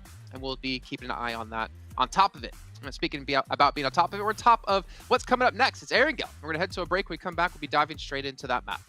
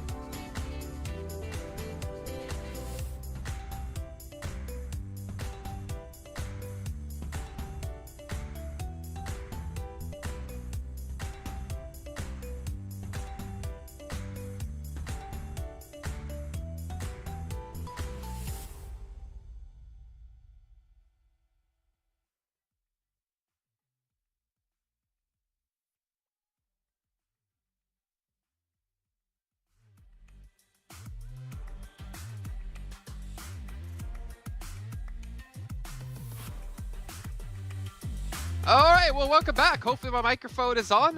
Hopefully we're good to go. Hopefully you guys have unmuted yourself as well, because we're going to be talking about what's coming up next, which will be Erangel for our last time here of the day and last time in league play before we move into the Super Weekend. And we can see here the teams that will be participating in this fourth match. We have to get our predictions in, so make sure you guys are thinking about it hard here. Just going to close my eyes and okay. I feel bad, Tarzan, because that's the exact team I put into as well. But anyways, we'll see how that's going to go. Maybe I just cursed your prediction. You guys would know. But we need to focus on, I guess we need to be a little bit serious here, right? Secret, DRS, BC Swell, Rico Infinity team potentially. Like, we need to keep our eyes on some of these teams because they might not make it. They need to pick up some massive points here. Yeah, I think, of course, for Team Secret and DRS, these are the two that I'm looking to for the big bounce up. All things considered, I mean, what we've seen from them in the Super Weekends is kind of enough anyway, right? They've got themselves over 200 points each, so they should be moving through into that final at the very end of things. But it still detracts from the idea that, like, these are two teams that probably have a lot of pride as well, considering where they're representing, etc., and things like that. So we'll see. Yeah, so here's the thing. Sometimes you just need to focus on the game in front of you, right? Like, after all, like, if you still can't find your momentum now, like, it actually feels pretty bad going into the Super Weekend, or like even when you reappear in the finals. Let's say they don't qualify. So I think it's important to see what card do they have to play? Like, what card do they have in the first place, and can they properly play it? Like, Team Secret, maybe with their wide rotations. BC as well, I'm not sure at all. But DRS, sometimes, knowing that it's time to fight instead of finding a way to edge in on a certain part of the circle, I think those are the things that we're looking out for, so that they can at least play their own game. What about the other teams? Like, say you're Infinity or something like that, right? Say you're in the position where, I mean, you're qualified through, you're gonna make it to the finals no matter what. Is this a time you start to relax a little bit? I mean, we've seen, obviously, like for FaZe Clan in particular, they put in quite a few different subs, not like their main lineup here, just get them experience.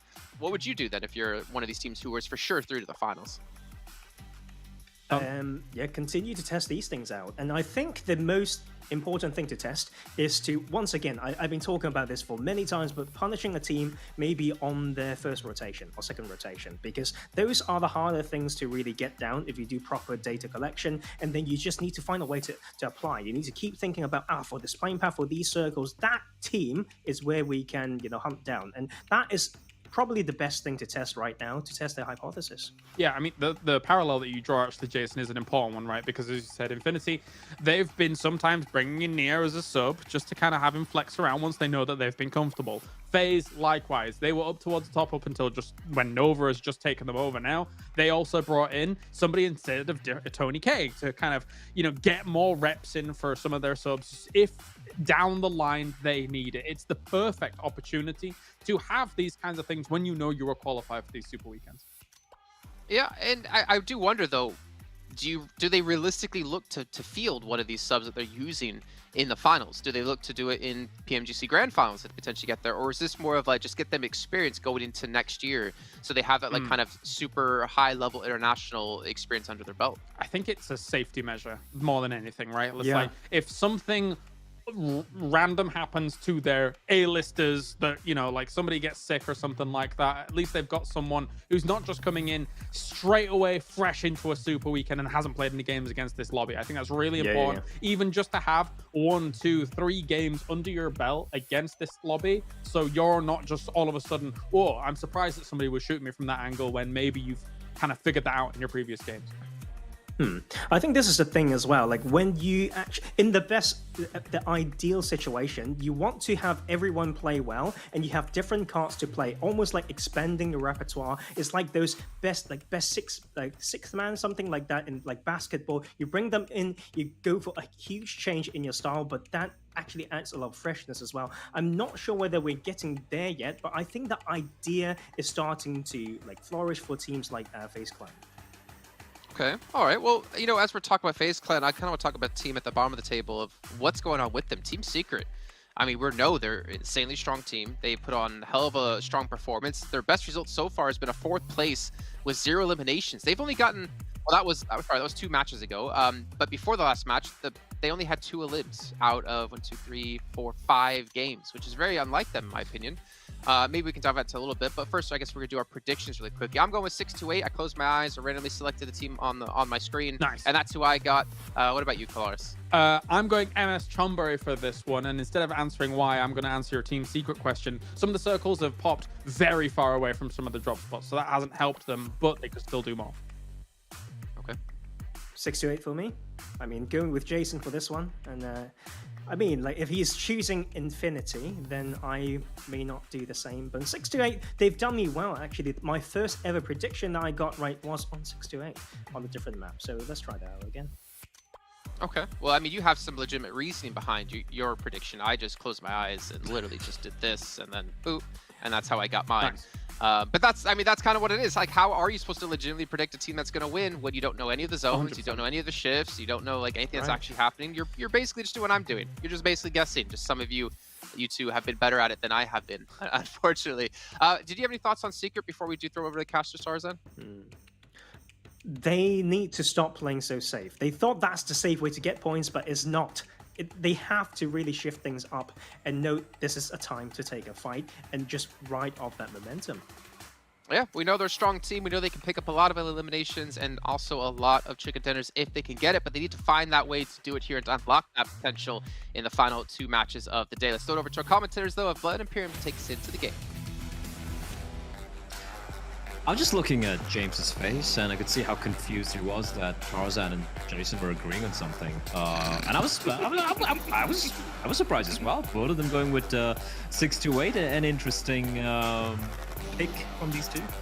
Well, if 628 win, then once again we'll see Professor Tarzan piggybacking off another kind of talent. So I joke. But yeah, it's definitely surprising to see.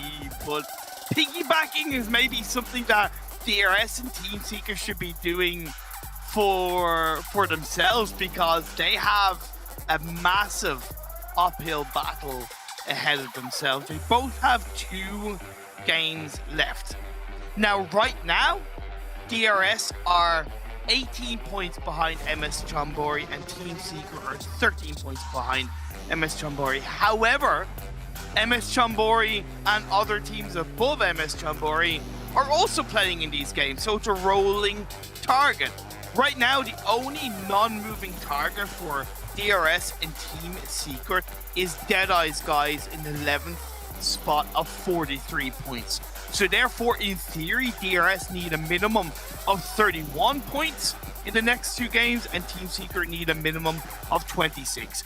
It is possible, of course, but that also requires the teams above them, such as MS Chambori, Reject 628, to also perform badly for Team Secret and DRS to make it in to the 3rd Super Weekend. I want to touch upon a point that Professor Townsend made as well when he said that Team Secret just need to stop, playing like pussies. I'm not sure if he said that exactly, but I think what he said was a little bit more politically correct. He said they should stop playing scared. But you know me, I'm less politically correct. But yeah. They're playing so scared. They are. But I mean, I get it. They like dropping towards Kameshki and whatnot. But if they do want to stand a chance of, like you said, getting those points, start taking a few fights. Erangel. I mean, it's a map where all these teams are going to be very comfortable with. You know what the majority of the teams are going to be doing. Sure, there will be the wild card, like a FaZe, like like a D Xavier, like a Genesis Dogma, who might try and throw a curveball just to make things a little bit more interesting.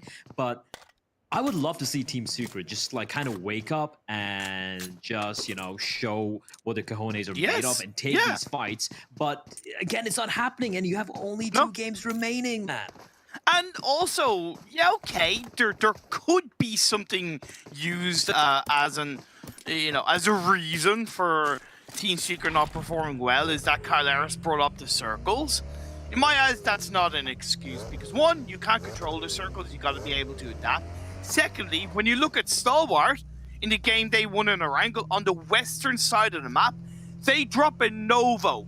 You could ask for a harder adaptability in terms of one direction to another for a team to win. So in my eyes, Team Secret, there's no excuses. They need to get it done.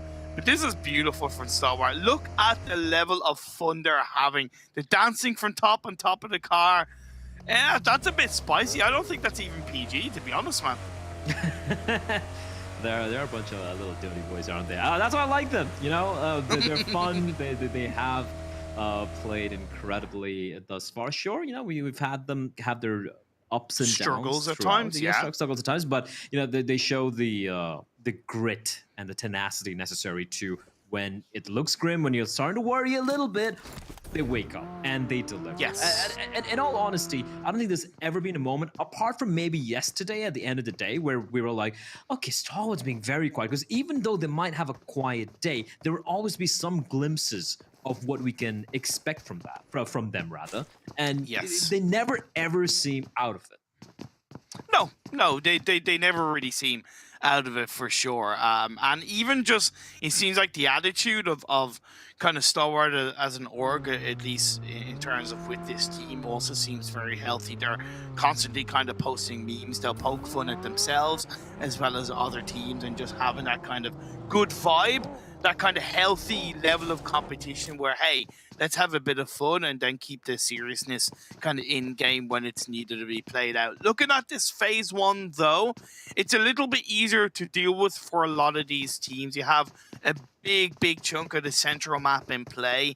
Yes, about 30% of it is between the water and the military island, but I can't see that being a big threat. Reject might stay towards the coastline. BTR might stay towards the coastline, but as of right now, there's a lot of space in around Potato Hill. Outside of Potato Hill, of course, Nigma Galaxy not playing in this game means that the Pachinki area is automatically kind of more open to play around, whether it's a church, or it's a compound to the west, or like I said, outside of Potato Hill. So I'm curious to see how teams start to rotate as we get through this phase 1. I would love to see, I know it's very unlikely, but just imagine everyone's just gathered up around Potato Hill, maybe towards school, Pachinki, and then the circle shifts towards the military. I mean, can you evil, man. Imagine the bloodbath we would witness? And you know what? I think we deserve that, and especially considering a lot of the teams right now in the lobby, apart from a couple, as we mentioned, the DRSs and the Team Secrets, most of them are pretty much qualified. So if that does happen, I promise you, there's going to be some wild chisel going on. Let's put it that way. BTR, what are you doing? Please. Exactly.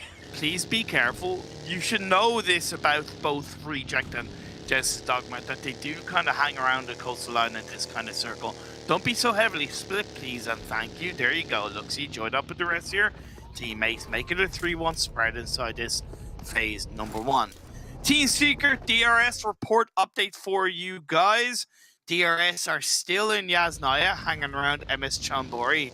Team Seeker still hanging on to Kameshki and Svalbard on their split. I could definitely see Team Seeker waiting until phase 2 to rotate into this circle because of the impending traffic in front of them around Yasnaya, but I'm very surprised to see DRS still looting up in Yasnaya. They have a really good opportunity to rotate kind of directly down the southwest, maybe hold on to the compound that's to the west of Yasnaya by the river. They can move a little bit forward towards Potato Hill. As it happens now that they haven't, the likes of Xavier, who go for a split drop in Prison Shelter, have gotten there first. In no uncertain terms should DRS have allowed that to happen. So right away, it feels like DRS have put themselves on the back foot. Remains to be seen how whether it's gonna go downhill for them. But yeah, these two teams, Team Secret and DRS, both in a very close proximity of each other. You know, almost in a similar quadrant. In fact, on the northeastern side. But Team Secret coming down from the stalwart right now. We'll get back to that as Genesis Dogma unleashing a hail of bullets in the direction of BC Swell. BC Swell, a bit of a tight-packed unit, but the moment they hear the bullets, they immediately disperse and then they congregate together. So no immediate danger yet, but they will be, I guess, alighting towards the farm area. And if I'm Genesis Dogma, I'm going for it. I'm going in for the hunt. Why not? Why not? But they might not know it's BC Swell. BC That's Swell, one thing true. we need to consider. They might not know it's BC Swell. They might think it's Stalwart, right? They might think it's Stalwart or even Xavier, right? Because I think this rotation from BC Swell is a little bit weird for me, especially because they know where Genesis Dogma land. They should have a bit of an idea of how they naturally rotate. It's a little bit unusual for me from BC Swell coming in through this phase number 1. We're about to see phase 2 pop up, the 9-minute mark of the game. And boom, a lovely central shift. Pretty much all the teams that were inside the circle in phase 1 are inside the circle for phase 2. That makes it harder for Team Secret, it makes it harder for FaZe Clan, and it makes it harder for Stalwart. Stalwart's a battering ram. They're just gonna ram their way through it. Hello. Well, Infinity, though, you know, as usual, they don't necessarily... They always seem to have a very good read, except that one time, I think it was 628 who bridge camped them on the western bridge. Apart from that one time, I don't think they've ever been caught off guard while rotating in. Their timing has been impeccable. They rotate, depending on where the zone is, they know when to go for it, maybe sometimes very early, sometimes they wait even for the third or second or third shift. So... once again, they make their way in towards the mainland. Stalwart are taking a sweet, sweet time. Only now are they heading out of Novo. So they're going to be making their way in. And fortunately for them, no one towards the bridge. And the first team they might be coming into contact with is BC Swell, unless Genesis Dogma make quick work of them. Great position. What do you do, BC Swell? Come on, BC Swell. At least go down with style. Where does he even drop in from? Was that Daybot from above? He just drops down like a demon. And BC Swell, I mean, it's almost like they're just, you know, free Amazon delivery for loot to all these teams right now. I don't want to be, but, you know. It's not like they gave Genesis Dogma the element of surprise. BC Swell were swirling around that beach coastline for a good 15 to 20 seconds. They gave every opportunity for Genesis Dogma to set up a defense, to set up positions to counter any kind of push, and then they went and pushed as a 3-person team and got taken out. There's no real surprise as Xavier on top of Potato Hill. They have MS Chonburi down to the south of them. It's very hard to control Potato Hill, but I gotta appreciate and respect how much of a good hold Xavier have. They're focusing on one area of it, which is that kind of northwestern edge. Right now it is a little bit more approachable for MS Chonburi to crash up that side, so that's why the Xavier are looking to control it. MS Chonburi would be definitely looking to rack up a few more kills and get a few more points as well. Yes. The Xavier that is sitting very comfortably in the top 3 position, at least for the time being. Starwood Esports coming in with that super late rotation, and I did say, you know, they might be going up against MS Chonburi, but instead... BC sorry, Swell. Sorry, BC Swell, I beg your pardon. But yeah, instead they will be greeted by a couple of bullets from Genesis Dogma far away in the distance. And Starwood Esports have called Farm their home for the time being. No one really having to move right now. FaZe on top of the church. And listen, I'm going to call it. It's going to be another final finish of Pachinki.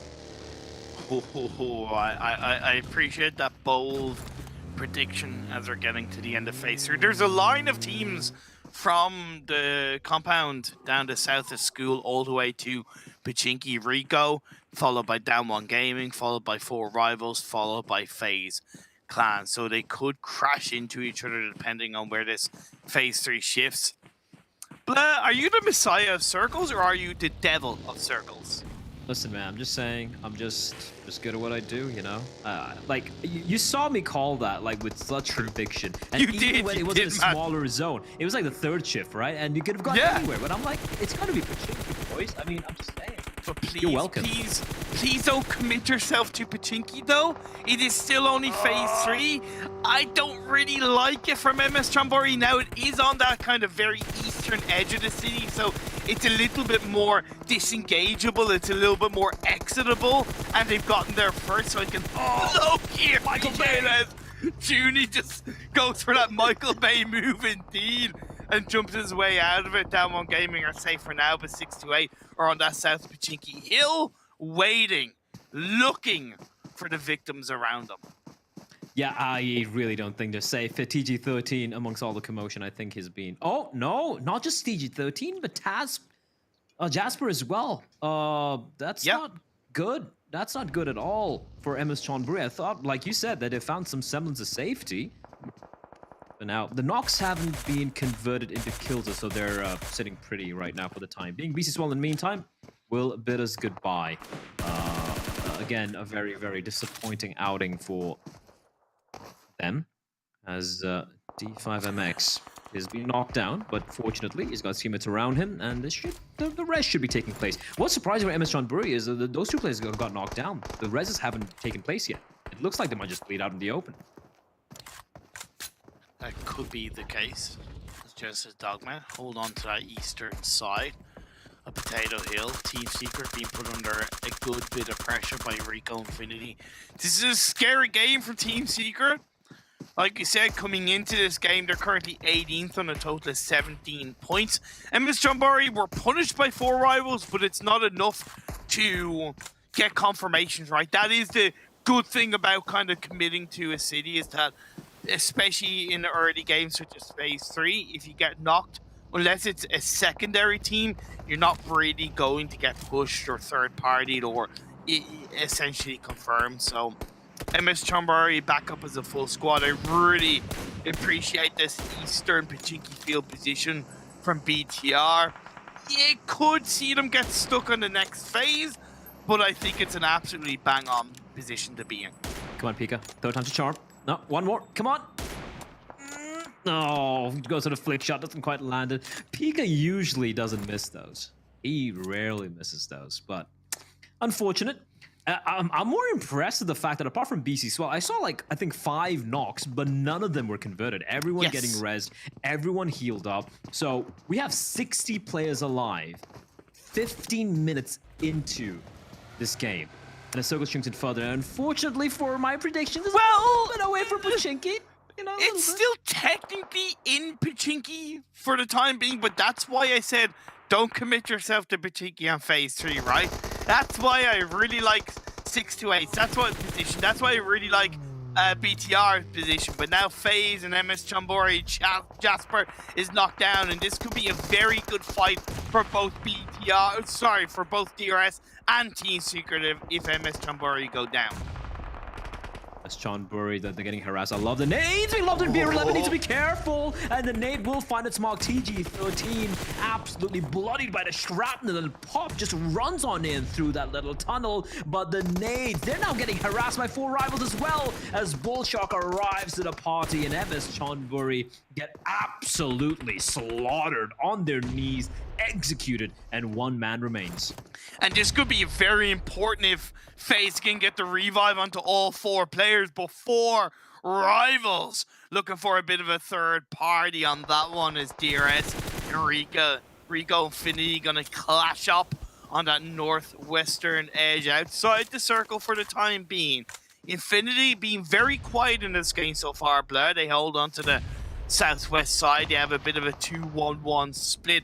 BTR disengaged away from the Pachinki field and have gone massively down south on their rotation and hold onto the south edge. That's what I really like about BTR and how they are able to move, how they are able to rotate and adapt in these kind of situations. What a shot by shots.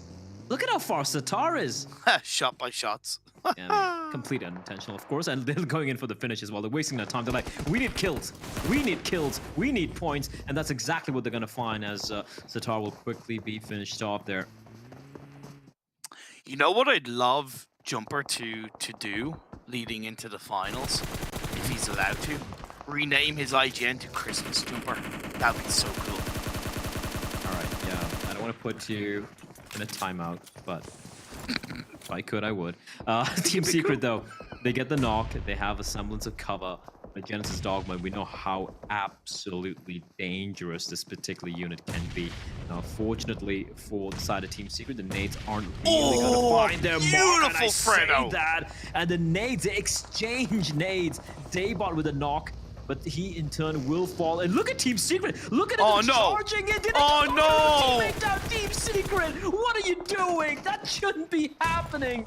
And Booms, he's probably wondering, okay, fine, thank you. We'll take that. Nade, though. And Team Secret still charging it. Another nade sails. Incendiary is getting locked back in by Genesis Dogma. It's just a battle of attrition, a comedy of errors, but a very deadly one at that. I think the only way Team Secret can really survive this is if Genesis Dogma disengage or 6-2-8 third party. It seems to be the case as Genesis Dogma are cutting their losses and moving away from this, and they are realizing that we're coming to the tail end of Phase 4, so maybe a bit of a focus on towards this Phase 5 is going to be more important. We switch on over to this fight between Xavier and Cryptics. Oh, this is brutal. The nades, 3 knocks with the nades, 1 member standing for the side of the Xavier. The Incendiary is going to still somehow keep them at bay. I don't even know how the Xavier is still standing, but Cryptics, they come charging up. They should find a final knock here, but no. Fredo is doing his best to stay alive, and eventually he will fall. Frankie, beg your pardon, but what a messy end there. But Cryptics just making quick work of them, and we get back to the original fight. Team Secret, Genesis Dogma, this is but Team Secret come out on top, 4 kills. They do lose Fredo, but it is still a worthy, at least he died for the team, I thought 6-8 would have looked to third-party that a little bit more heavily on the tail end. They would have heard a lot of noise down on the eastern side, but they didn't, and it might come to bite them in the butt because that will allow Team Secret to enter on that eastern edge of Potato Hill, and with Reject already down a little bit to the southwest of them, it could be a bit too much for 6-8 to deal with as the members of 4 rivals, FaZe Clan and MS Chonburi Ponzai goes down. That is 0 kills, 0 eliminations for MS Chonburi.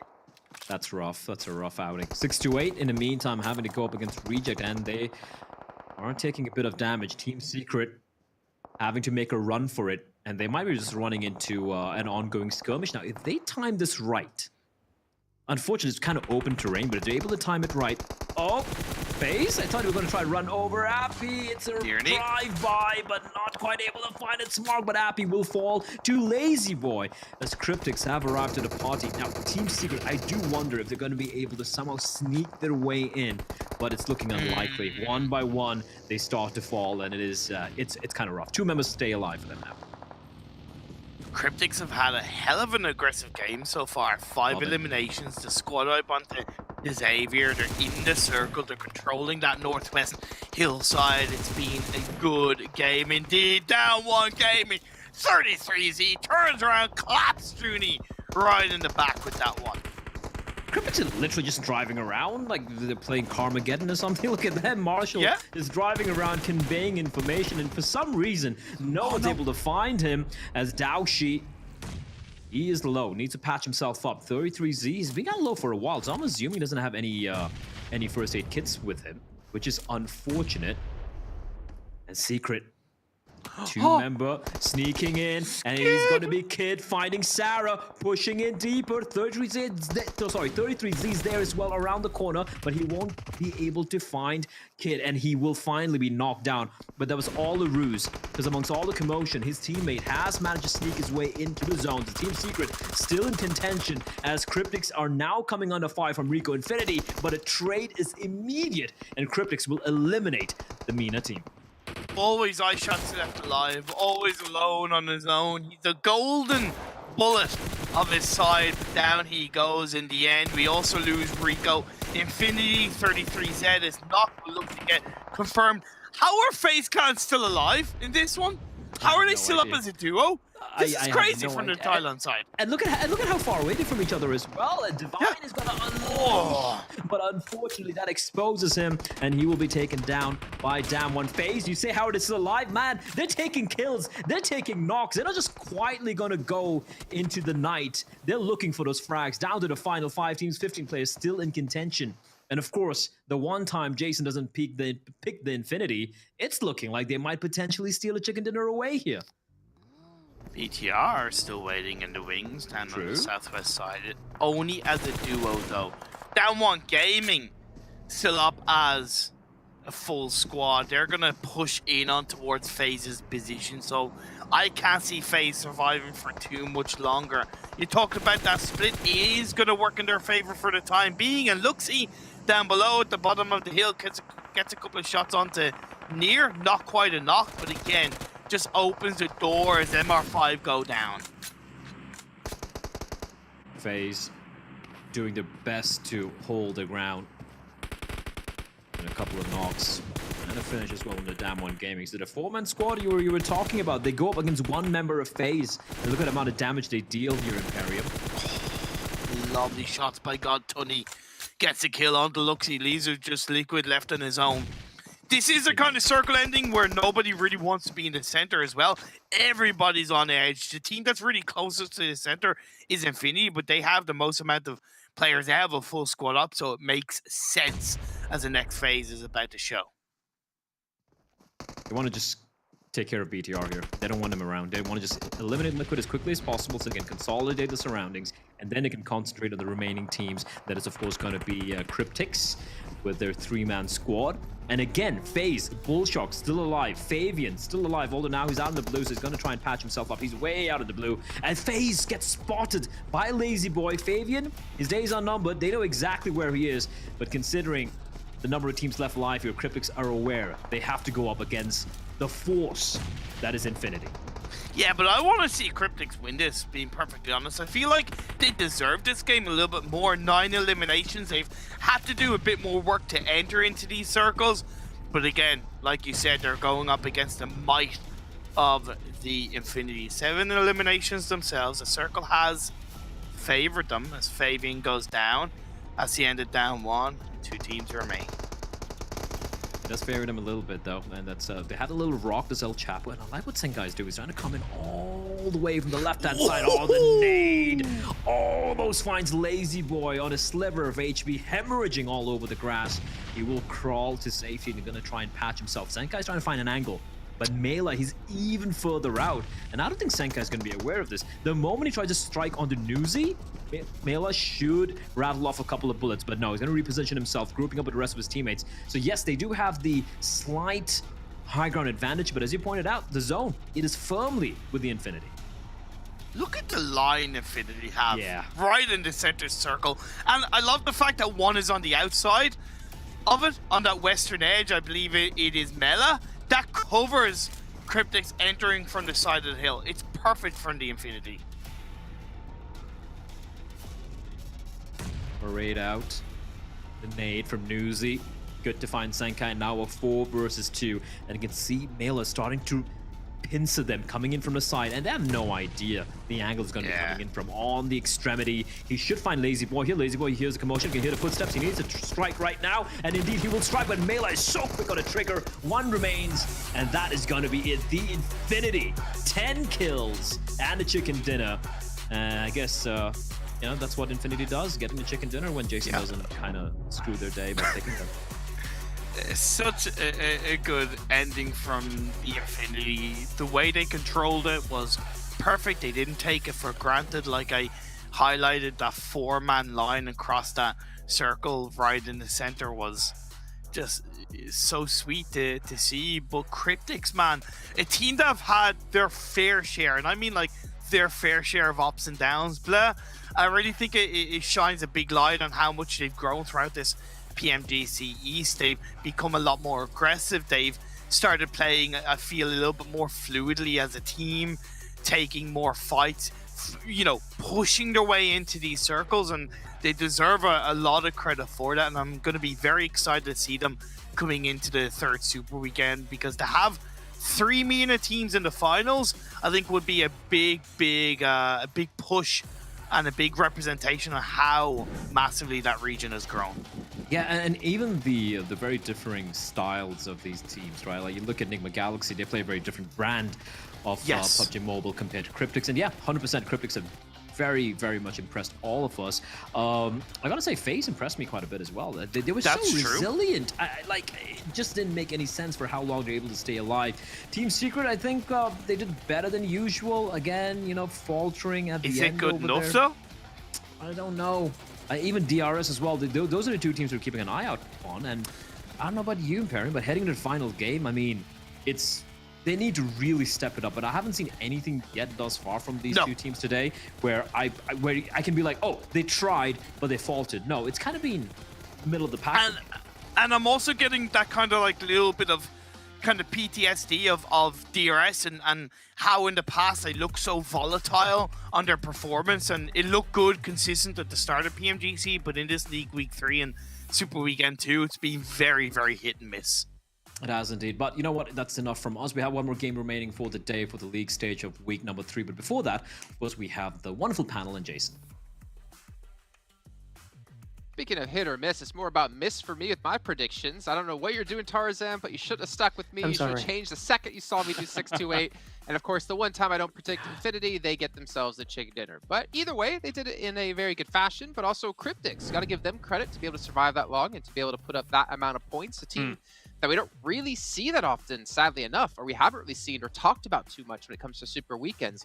At least here in the last week of league play, they're starting to put on a good performance. Yeah, very safe as well with the points that they've accrued here. Now, I talk many times about not committing to cities early in these kinds of circles, and a few teams did. One of the locations which I think is good to take here in these kind of circles is where Cryptics took, which was the warehouses west of Pochinki, which kind of gives you that pseudo kind of maybe like little linchpin into Pochinki if it goes that way, but it also gives you that anchor point maybe going into those fields down towards the hill when you need it. So Cryptics, I like the spot that they picked, and I like the transitions that they picked here.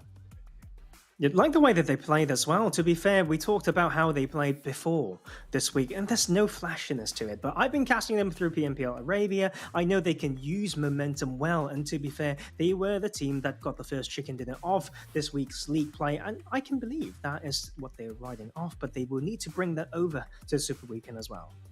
Yeah, well, speaking of bringing over to Super Weekend, we have Secret getting 7 points. Not going to be enough to get them into top 16 just yet. DRS only getting 1 point. Again, not going to be enough points to get them into top 16.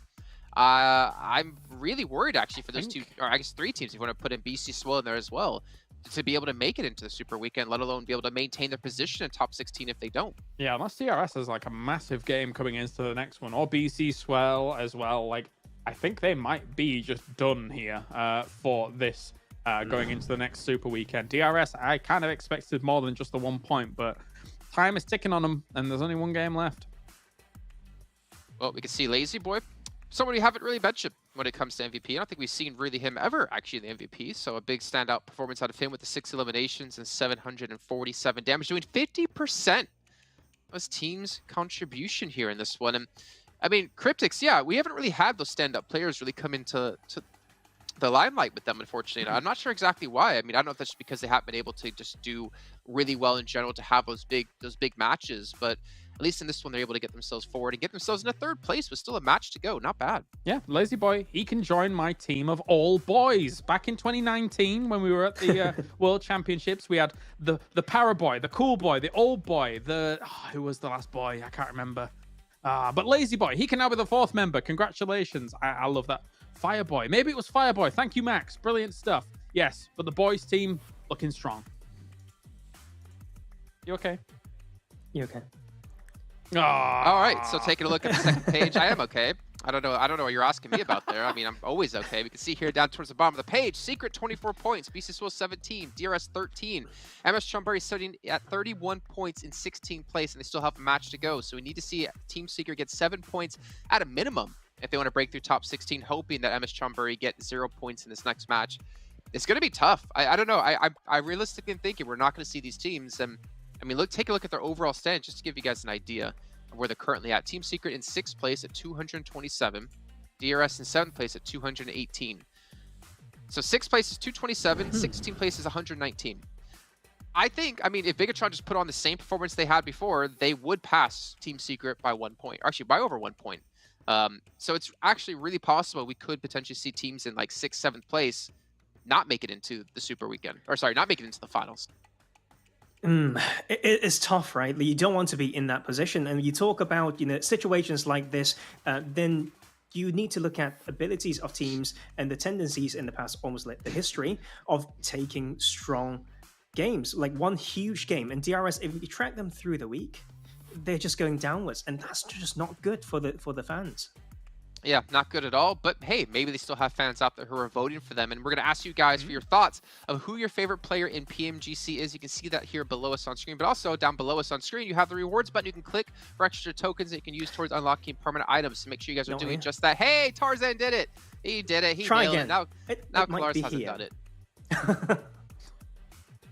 That's fine. Anyways, all right, cool. We'll get your thoughts in. Let us know. Maybe argue with each other a little bit about why you think your player is better than their player, or maybe you can all agree on the same player, which, let's be honest, that ain't happening. No. But what is happening, we're going to a break because we still have to get ready for the 5th and final match of League play here.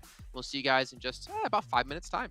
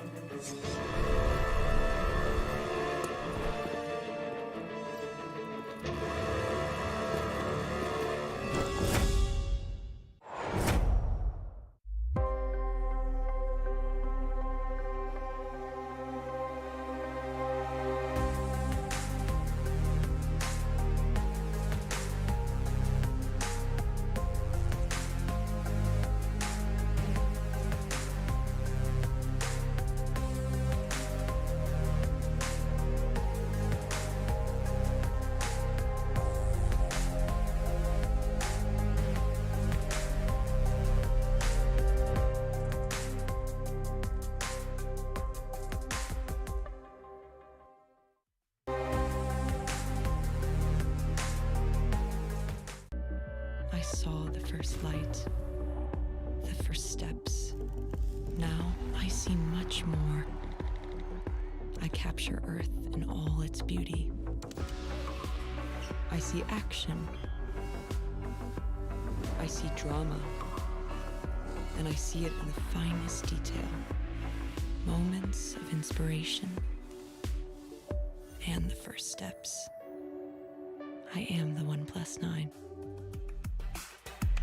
Welcome back, everyone. It is time. It wasn't quite 5 minutes, but that's because we're going to talk a little bit before we get into the match and maybe talk to you a little bit about OnePlus as our sponsor here at PMGC with its flagship performance and immersive 120Hz display and hyper-touch technology made specifically for gamers. The OnePlus 9 Pro, your best shot to climb the leaderboards. Hey! Hey! If you guys haven't picked it up yet, make sure to do it as soon as possible. But we are going to be heading to our final match here. It is going to be over on Erangel, or Miramar, not Erangel. Hopefully my predictions go a little bit better than my memory of the maps. But we can see groups B, C, D, and E will be participating here in this game. Secret, DRS, BC Swell, quite a few teams who need to have a big match. And unfortunately, there's just not enough points in the lobby for all three of them to have it.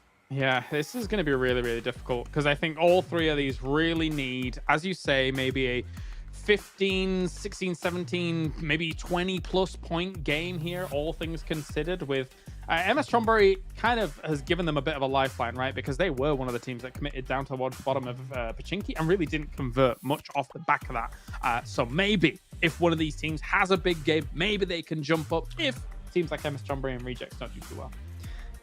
Yeah, we're going to look at these teams that are going to play because obviously Group A is pretty much set, right? We know TJB is not going in, but the other team seems to have found a spot, like from the previous performances. So it's about this bottom part of the table, and it's about who can withstand pressure more. And to be fair, like sometimes you can't focus on too many things, like I mentioned in the past. Maybe it's just that one thing. But what will that thing be? That will be our question.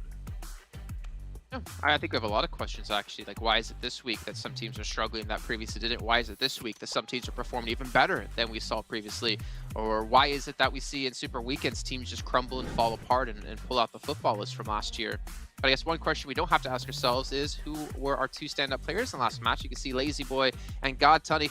Honestly, I don't have any stats to back this up, but I feel like God Tunny has been on these like head-to-heads and MVPs more than any other player in the entirety of PMGC East. Yeah, I mean, I think aside from maybe some of the guys on Stalwart, like Action kind of comes to mind, but God Tunny has been up there quite a lot, and it's been an absolutely stellar performance so far from the Infinity here. It is nice to see Lazy Boy up here too, though, considering he's one of the names that we don't really see up here. And now he's on, as I say, my team of boys that can carry me to Nirvana.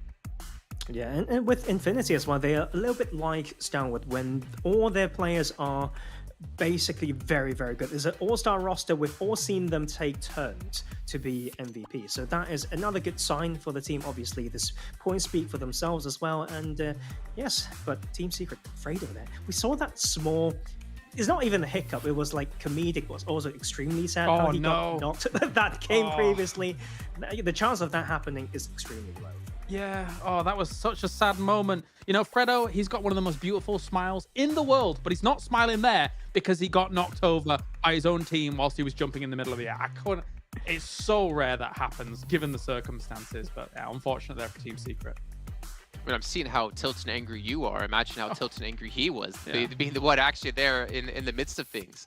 But either way, I mean, again, Secret, even if they don't qualify, I'd still say they're relatively safe. But I really can't. The thing is, I can't ever say that with confidence. I think there's only like two teams out there we can say with confidence with Infinity and Genesis Dogma that they're like going to be for sure through. Maybe 4 rivals in there.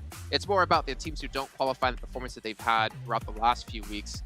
But beyond that, DRS, like what's going on with DRS? Tarzan, talk to me about him. We talked about Secret before in the last match before we kicked things off. But what's going on with DRS, man?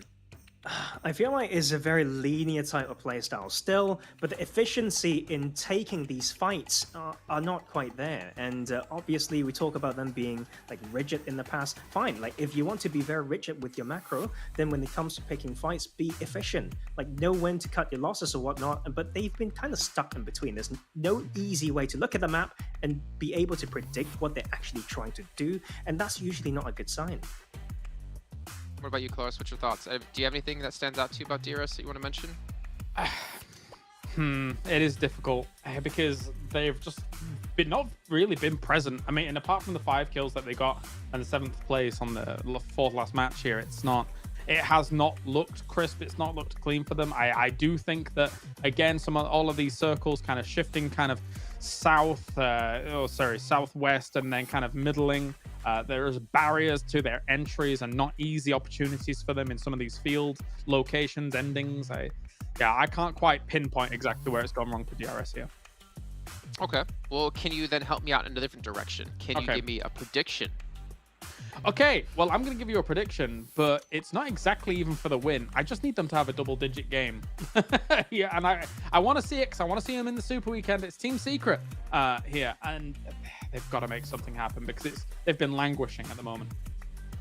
Okay, Tarzan? I mean, I share the same thought, so let's go. Team Secret. Okay. Well, I don't share the same thoughts, but I did pick Team Secret because I did, again, the randomly select a team, because that's probably the best chance of victory. And I got them, but the fact is that I chose them and you guys chose them probably means they're probably not going to win. No, it's got to be the game. We'll see. It's got to be the game. It's going to be the game. Okay. Okay, we have a lot of high hopes. What does Floof think? I think we've forgotten about the Messiah of Floof, because she's a 100% prediction. She's disappeared. I'm sorry. She doesn't want to. She has too much pressure. I don't want to be put on the spot like this.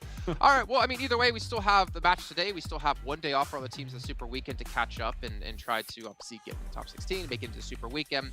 But I think I'm really curious to see what will happen in the Super Weekend with potential. I keep asking for it. I keep wishing we would see it. Some hot drops. I want to see teams get engaged on each other. I want to see teams try to keep others out. I mean, you're playing for $6 million in total on the line in PMGC.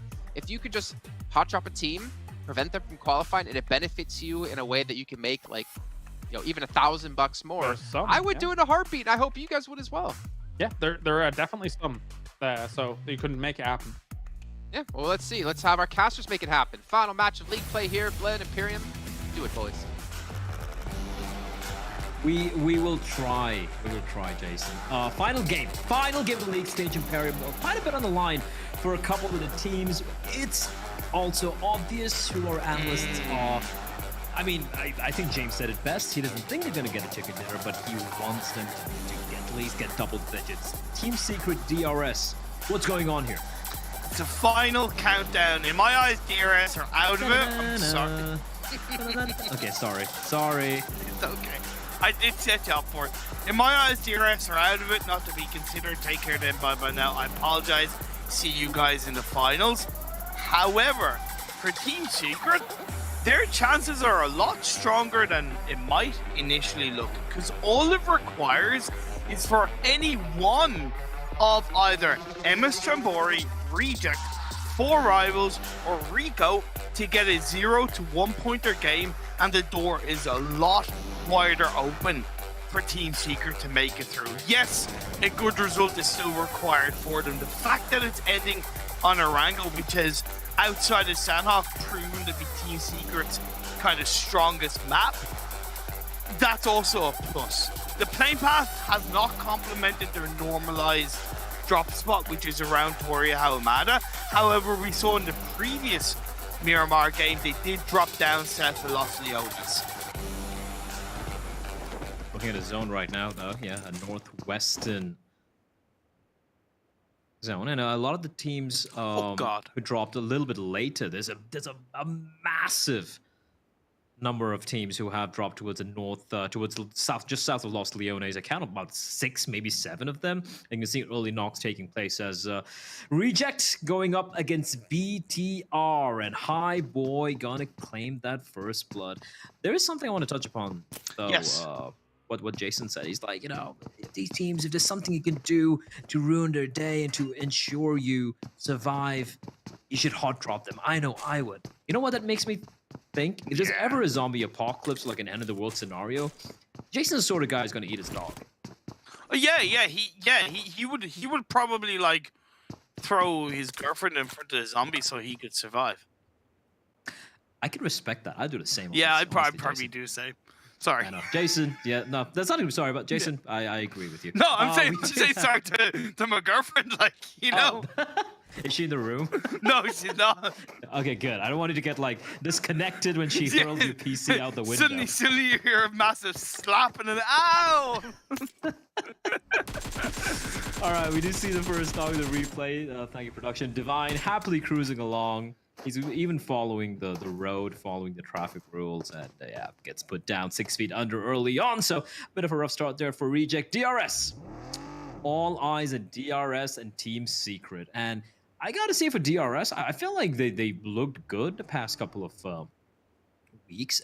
Overall, overall, like if you average out a performance, it looked good. And listen, I won't lie, I'm a slightly little biased towards DRS and Deadeye's guys, you know? And the fact that DRS is struggling like this over here, even in a world where they don't qualify for the Super Week, at least Yeah, they're safe right now, I know, but you want them to do good, right? That's what separates champions from the good teams. And exactly. They've been back now for a while. They're not like a new team to the stage, so to speak. They've been around for quite a while, and I feel like at one point they need to get to that next level sooner rather than later. Because if they don't, I fear they never will. Well, we have to give them credit. When you look back in last year's PMGC, they were overshadowed by the likes of what became Skylights, for example, right? So they weren't the strongest Nepal team in last year's PMGC. So to give them credit, I think they have evolved massively over the last year. It just hasn't been in a hugely consistent way. They put themselves big time on the radar when they went up against Zeus in the spring split PMPL, right, at the start of the year. And that's what really put them on a bigger pedestal. But outside of that, they have also overall improved from last year. So we do need to give them credit for that. The teams that I'm also very wary about, especially because their chances of kind of qualifying for this Super Weekend is a little bit more heavily under threat, is actually Reject and Rico. Because if we look at the Super Weekend points that those two teams have, Reject are on 182 and Rico are on 183. The difference between those and the teams down below, such as FaZe Clan and Xavier, is about 60 to 70 points. That is more than possible in the third Super Weekend for the likes of FaZe and Xavier. So, things aren't as safe as what it looks on paper for Rico and Reject in this individual game. For sure. Might have to put off that particular discussion because look at MR5. The guy he's on a warpath. Just run straight into 6-8, and Sanan probably wondering, hey, bud, like, are you okay? What are you up to? And MR5, he just like just gifted 6-8 to kill. Now, okay, FaZe 105 points. Like, it's beyond a guarantee that they're qualifying. So I'm totally okay with them going for a few shenanigans here and there, but that was an interesting decision coming out from MR5. Maybe he wanted to go to the bathroom. Maybe he was feeling hungry, and he's like probably talking to BR11. He's like, hey man, can I go grab something to drink or go to the bathroom? And BR11's like, no, you're playing the game. He's like, oh, am I now? And just runs in.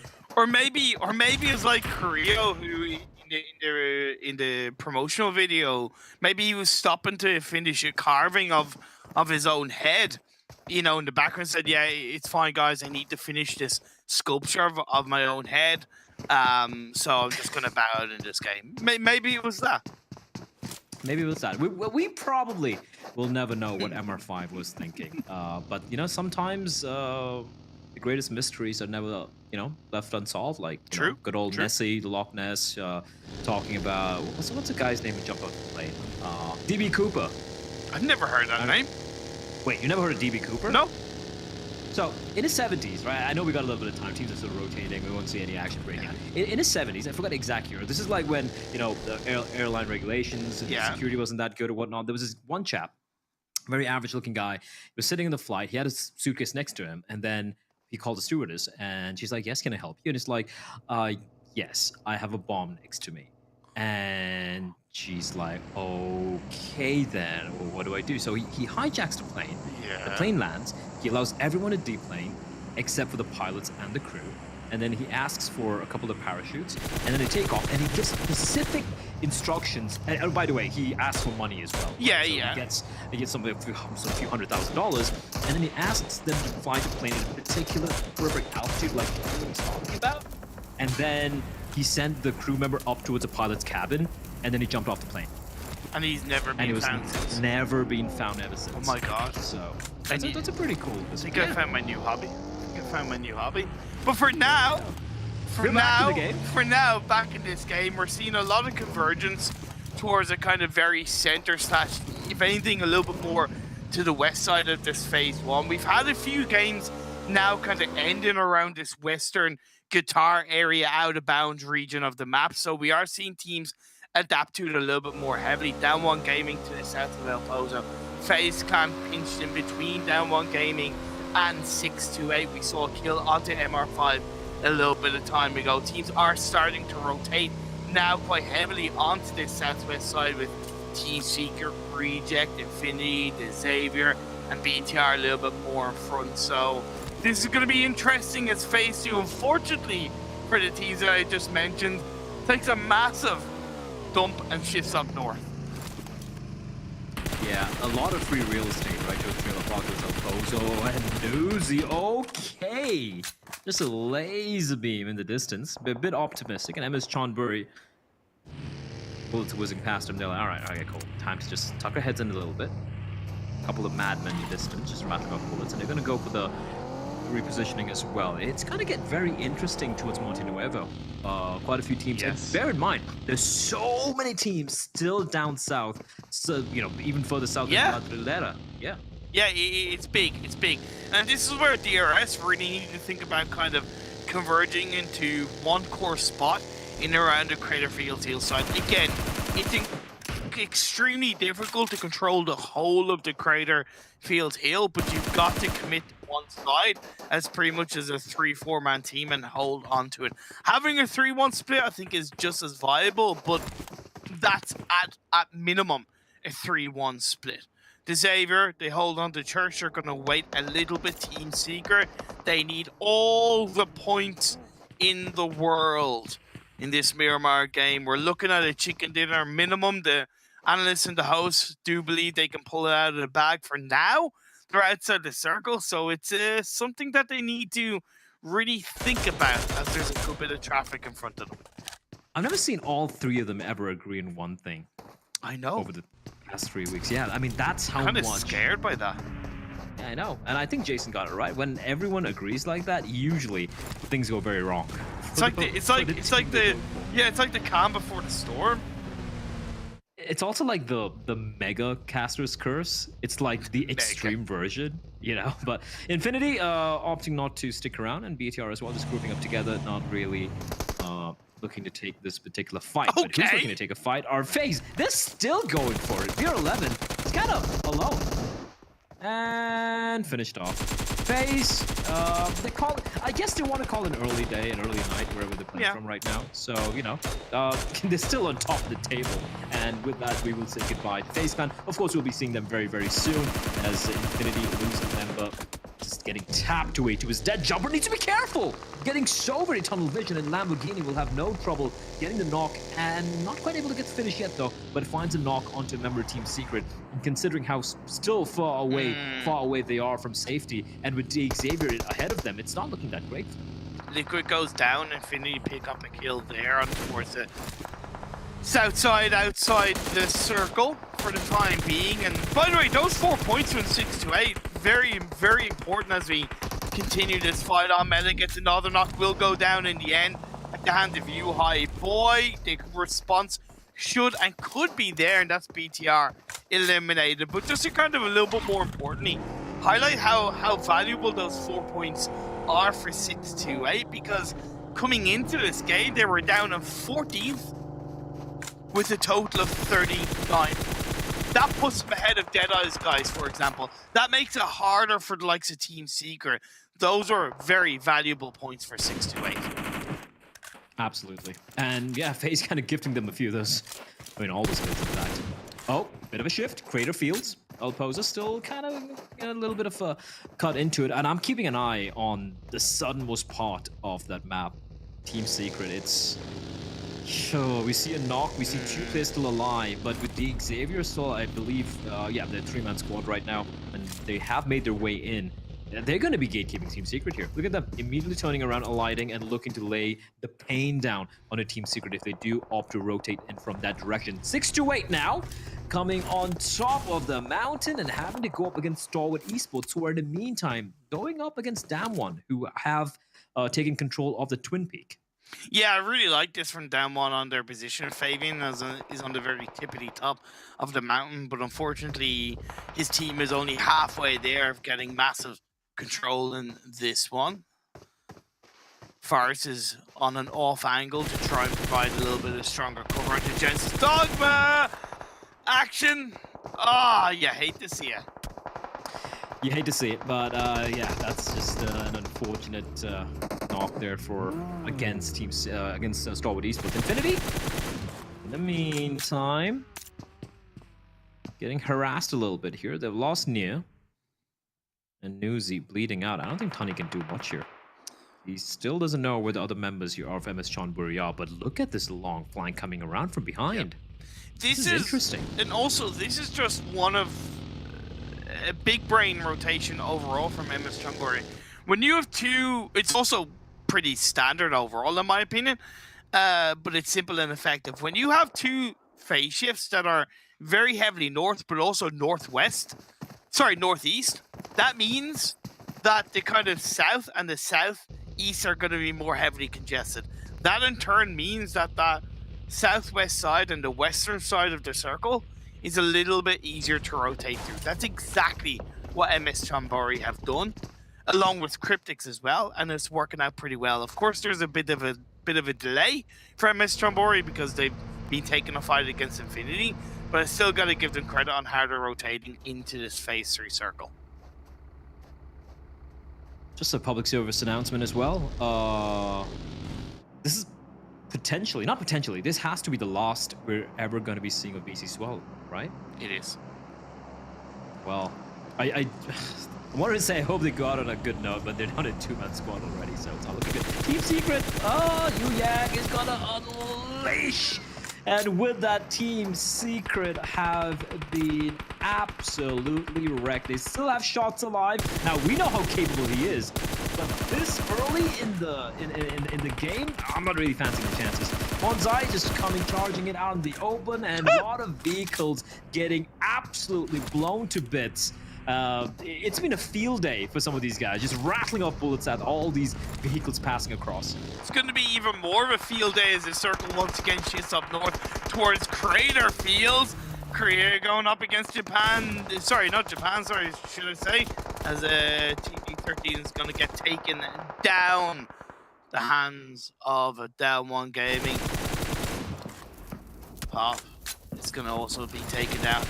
Man, I gotta say Down One Gaming, they stick to their guns in such a good way. Like, they've held on to this position, the circle is shifted away, and they're taking advantage of it. Come on, BC Swell. Come on. Yes! Yes! They get one, they get two, looking for more. Daybot having to fight an uphill battle alone. And this is Genesis Dogma, mind you, at BC Swell, the last hurrah. They're gonna go out with a banger nade, sailing in the direction of Daybot, but stop it, Top. Just let them have a kill, let them get the wipe. But it doesn't matter. It doesn't matter. I say BC Swell, let's go. Even if Top takes it away, it's still good. It's still good to see. Come on. See our Tamana with the UMP. Come on. Just a couple more bullets. Come on, get it. Come on, BC Swell, find him. Get the kill. Yes! Oh, there we go. Yes, 5 eliminations coming in for BC Swell. They're not gonna go down without a fight. This might be the last time we'll ever see of them, but at least they're gonna give us a show. I hope they get more. I hope they get more. I'm on the BC Swell train right now. Screw everyone else. And I really want to give a lot of respect to BC Swell, and they deserve so much more than people think. This team are competing in their very first global championship, and they're coming from a region that doesn't have the biggest pool of competitive teams. Every country in every region does have its strongest team. You look at Reject, for example. But outside of that, the teams that then qualify, it takes them a bit more time. And I think you talked about it in the last game. Like, we could see a completely better and different BC Swell team next year if they qualify for next year's global championship. But at the end of the day, they qualified, they played with their hearts in this competition, and they represented Japan valiantly. Thank you very much, BC Swell, for putting on a hell of a show throughout these games. And it's also super easy to be like mentally checked out, right? You're like, we're done. There's nothing we can do right now. And Top? First aid, please. Hello? What? Oh, okay. Okay, maybe then. Yeah, he didn't have enough to get off a first aid, unfortunately. Yeah. Yeah, well, Starwood Esports, we'll see them in a couple of days. It's fine. But yeah, for BC Swell, just to continue on the particular train of thought, right? Like, it's so easy to just give up mentally and be checked out and be like, yeah, screw it, we're not playing anymore, or like, just just throw themselves at some of their opposition and give them free kills, which they have done unintentionally a couple of times, I won't lie. But yeah, at least they are taking the fight 6-8, by the way. 3 members won. They have 12 eliminations already, and BC Swell are doing a great job keeping them at bay. 33Z from the distance, they're able to find Tomato, and one man survives. Oh, He will eventually fall. Oh no, Fs for BC Swell. Goodbye, and I hope to see you guys back much better. That was at least a show being put up by BC Swell. 6 knocks, and we will finally bid adieu to the Japanese side. Very important 14 eliminations though for 6-8. Like I said, the initial squad wipe on the FaZe were 4 very important fights. That racks it up even higher.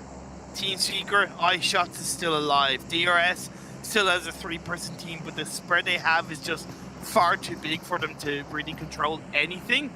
The good thing for them is that the way the circles are shifted and the fights that are being laid out, every single one of the teams are in the edge of the circle.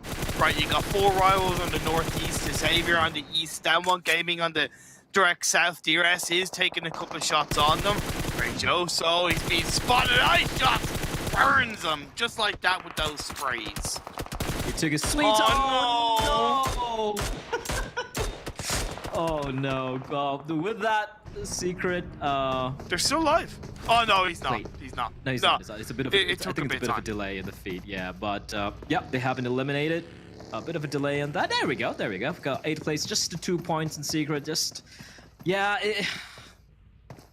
yeah, it's kind of rough, isn't it? And I guess we only have we only have the Dust to blame. They all picked Secret, Yes, so exactly. obviously we know that we're going to be struggling because of that. As Xavier now getting a bit pincered. Because we have Reacher coming in from up north, and we have DRS behind, and they have the high ground. They can rain down lead from above, but if they're not careful from across the other peak, Down One Gaming could be a problem. Yeah, but like, DRS 1-1-1. I'm sorry, but what in the blue hell is that split? It's just not really gonna work. Guyalden is pinching between Rico and kind of Cryptics. You have Nima trying to deal with like 2 teams of 3 players.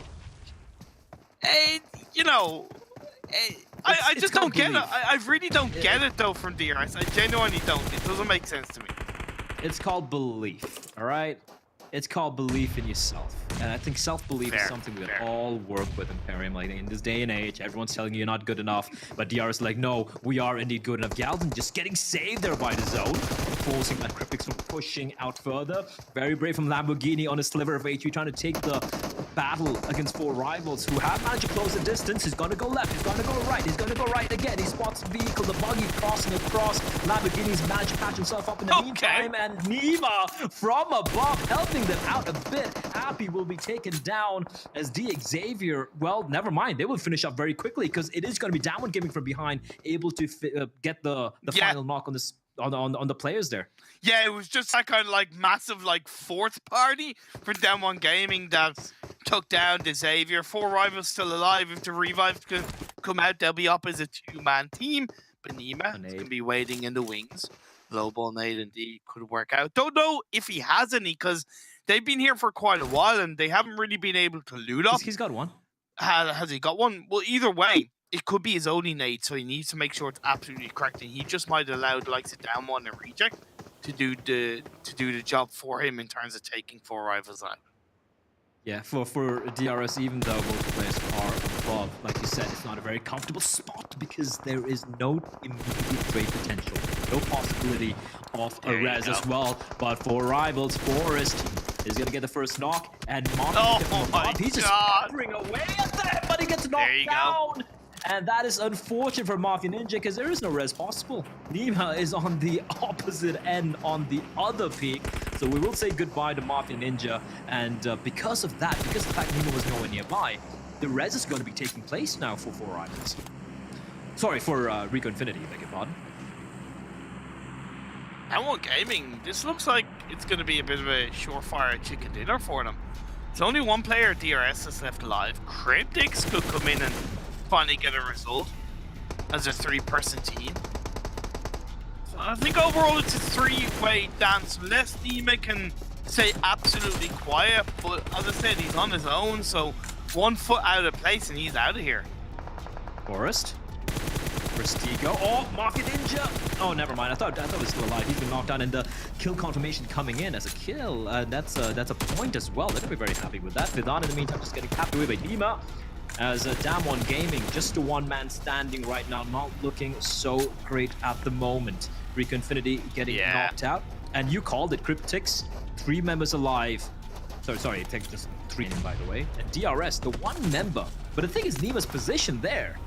I don't know, man. Like, it could. It's outside the circle, though. It's outside the circle. He has to push down that mountainside a little bit. It's why he's chucked out the nade. He's going to get it in his buggy. He's going to send it down, and then he's exposed. No, that's it. That's it for Nima. There's no way he survives. So, El Chapo, making quick work off him. And Damwon Gaming, at least they do guarantee themselves a 2nd position. And Cryptic, 6 eliminations. And they're going to make it 7.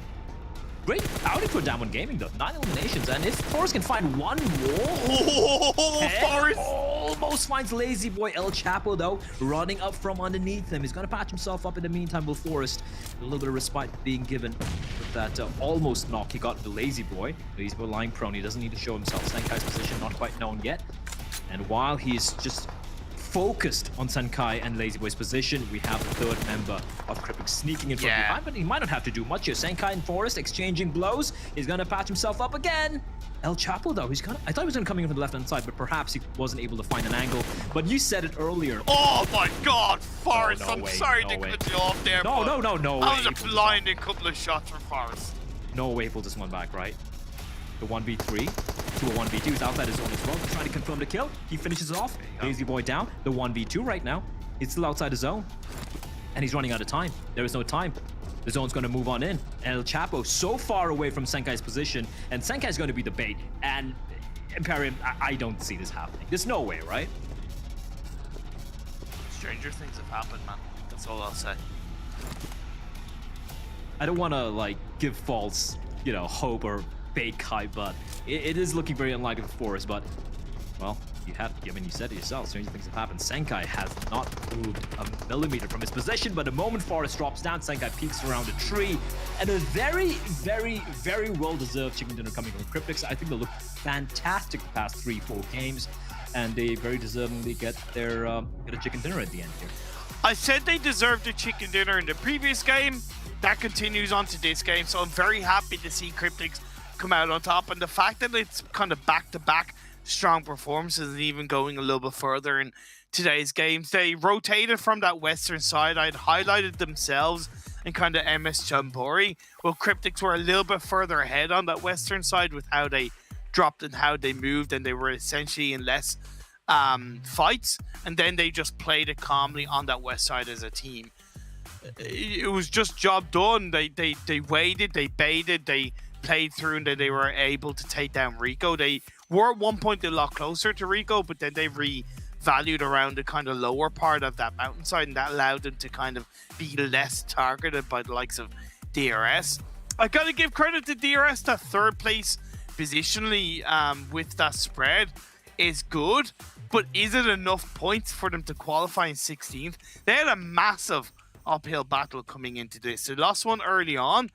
I just don't think it was enough. Yeah, my math is terrible, so I haven't really been able to keep track of it. But yeah, both DRS and Secret for sure, I don't think have made it. We don't have Tang Jabao as well. The BC Swell definitely haven't made it either. I think the toss-up is I think it was MS Chonburi kind of at the bottom of the table. Yes. We saw Deadeye's guys, I guess, but yeah, I'm not sure either. Maybe the analyst desk can break it down. But of course, that was a pretty fun game overall, right? We saw some very early fights breaking out. In fact, I don't think you and I have had too many Miramar games where we've had so many vehicles being the moving tombs for a lot of the players, right? Most of the times, most of these players stay alive, but we saw a lot of mid-game rotations just getting caught off guard, and you can see in the replay itself, so many vehicles just getting blown apart. It was difficult for these teams because of the consistent hard circle shifts in one direction. It was generally quite difficult. Miramar is the map where if the circle shift kind of heavily in a bad way, it's so much more painful compared to Erangel because of the harsh terrain, and like you said, we saw a lot of vehicles be blown up, but some beautiful long-range shots from a number of these teams, whether it was Forest, whether it's Cryptics, whether it's even Rico at times. Some really clean sprays from a distance.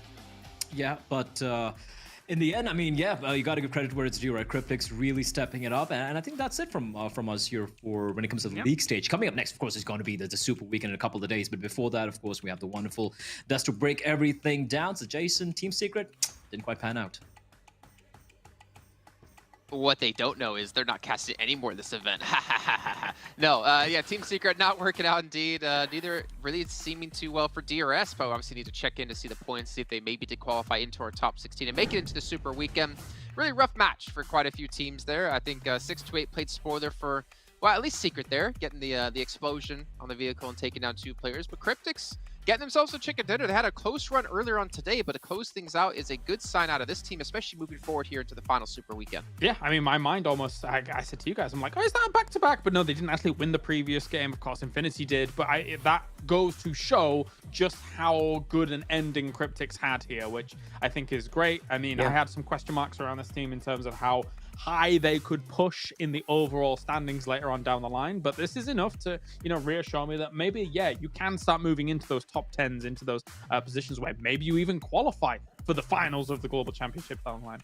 Yeah. I mean, like, they all started this league play with a win, and we thought that might be the key factor here. So the translation from this into Friday's Super Weekend, that will be key for them. But can I just have a quick shout out towards Damwon Gaming? Like, Damwon Kia has tried so hard to adjust to evolve, especially in the rotation efficiency in the first 2 phases, and they are that team that sometimes are right at the top when it comes to mid-game elimination counts. So they've not been threading the needles when there's nothing for them to do. Like, they were finding these fights, neutral fights were strong for them. So this is actually a great improvement from this team. Yeah, I mean, exactly what you're going on. The elimination department, I think, is so important. We've talked so many times here on the desk about you can't just be a high placing team. You have to be able to get the eliminations when it matters. You have to be able to have that nice marriage between the 2 in points. And it's fantastic to see them able to step up like this. I mean, even 628, I feel like we don't really talk about them too much. 14 eliminations and 1 ranking point. Like, that's quite a flip-flop there from, I guess, the usual. Yeah, it's kind of crazy the position that they were in, because, to be honest, STE, they were fighting tooth and nail in this last game to even try and get towards the circle. So, but I do like when teams are in that position where it's like, okay, we don't think we're quite going to be able to get our spot that we want here in this circle. Let's just shoot at everything. And that's what 628 did in this game, and I love it when I see it. Yeah, you just need to dedicate yourself to a plan. And sometimes when you are in that spot where you feel like, can we get in? Can we not? When you're stuck in between, then you can't really execute on the plan. But the plan was very clear there. We probably won't get in, shoot everything. And we love seeing that. But that was also a decision that some of these teams need to make later into that game just now. Well, 33Z going to be the MVP, and why not? When they had 14 eliminations, he got half of them at 7 with just 4 points short. Is this worthy, Kalaris, of a sound? I'll give him a 4 points damage. I'll give him a there you go. Okay, all right. And at 41% of his team's contribution. So not bad here out of 33Z. Again, we got to see 628. I feel like we really saw them stand out in week 1, like within like the first 2 days of league play. And then I feel like since then, we just haven't really seen them be on the forefront of like picking up these big elimination matches or getting victories under their belt consistently. I feel like they've kind of like fallen back behind a lot of other teams like your Infinity, like your Genesis Dauntless. For me, the way they qualified to this tournament, it was more impressive than what they've done so far in this tournament, if you get me, right? Agreed. I still don't think they've lived quite up to the way in which they qualify for this tournament. So I want to see more of that, because in that we saw some clutch 1v3 plays from some of the members on this team. And I still think they're capable of those kinds of things in this kind of lobby. I think this is a thing with the Chinese teams as well. It might be a regional meta thing that we often in the green rooms come up with these points, like look at like TJB, look at like 628 and even Nova. Their split's so huge. Are they so used to having huge splits, maybe switching from FPP now into TPP? Maybe there's still some calibration and adjustments that they have to make in that department. We don't know, but that could be a theory that we can go with. But 628, when you put them in a situation like that with a clear plan, they for sure will execute. Yeah, and it's about them, I guess, hitting that form at the perfect time. Like again, if you're a team that performs really well in the beginning, then you fall off towards the later stages, well, congrats. You kind of just played yourself. Yeah, you had a strong start, but then when it comes down to time of potentially make it into the grand finals coming up in January, you might not be able to make it. And maybe this is time for 628 to step up here and really start to perform and really put up that level of performance that they're going to need if they want to be able to break through top 9 and be one of those teams to make it into the grand finals here from the East League. But taking a look at our overall recap of our league play here in this week, Cryptic's actually coming out #1 with 107 points. That is damn impressive. That's a big W on the board for Cryptic's, considering, I mean, overall in the Super Weekends right now, they're like 13th with 153 points or something like that. So for them to go into this next Super Weekend with that much kind of confidence behind them after this final spurt of results, I think is going to be allowing them to fly. But also, I do want to mention briefly here, 4th place, Damwon Gaming. I think this has been a really strong rise from them.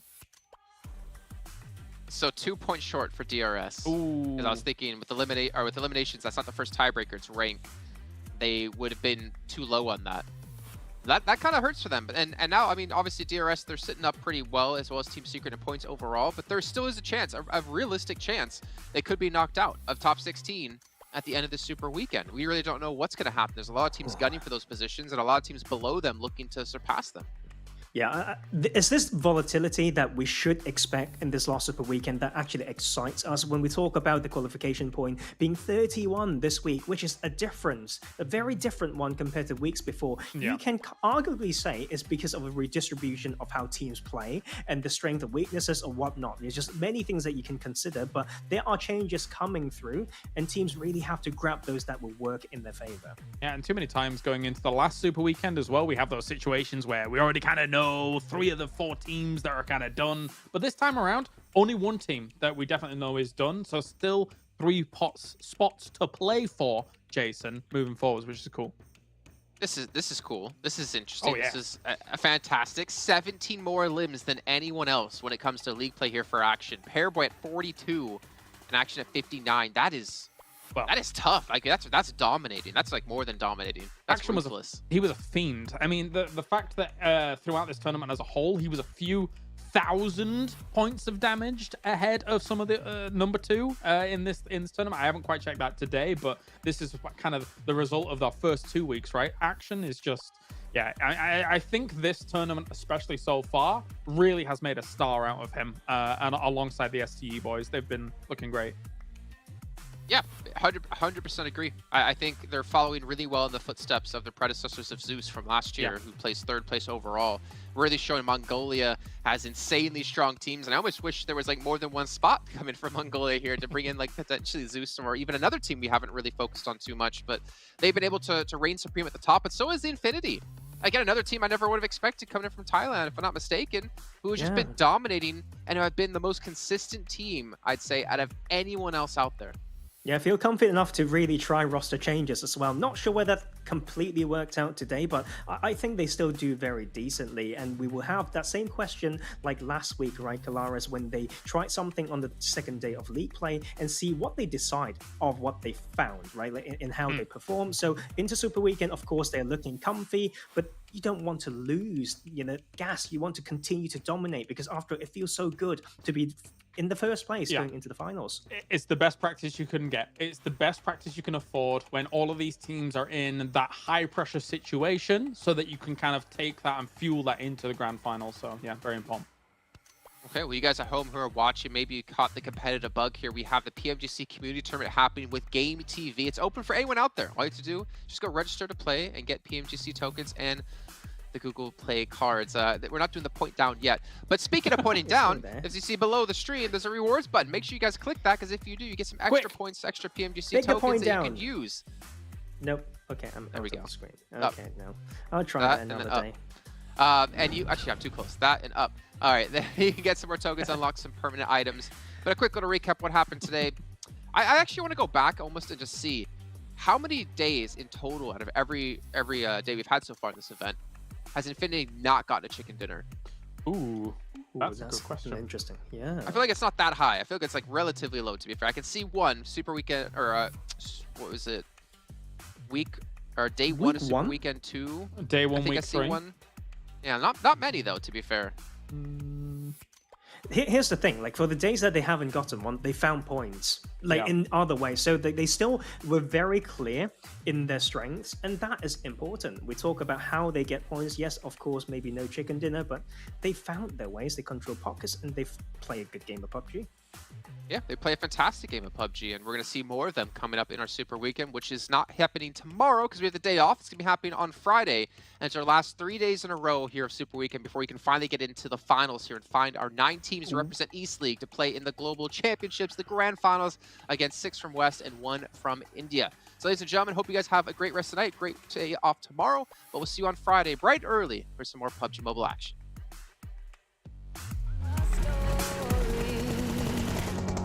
Of survival, the challenge will never be over. This is the race, it's not the end. Can't see what's written tomorrow. Some call it fate, but one thing I know, this time I will be in control. I'm caught in the fray, but we'll survive the battle. One for glory. All our brothers in arms feel the fire. We're conquerors, never back down. The battle tells a story of survival. The challenge will never be over. This is the race, it's not the end game. You've got to believe you can win. The world, it won't give you the time. It's now or never. We pick our arms for the battle. It's time to hunt, and one thing I know, this is the moment to rise. Oh, I'm caught in the fray. One more time, let's go. The battle, one for glory. All our brothers in arms feel the fire. We're conquerors, never back down. The battle tells a story of survival. The challenge will never be over. This is the race, it's not the end. We're on time. Take one step forward.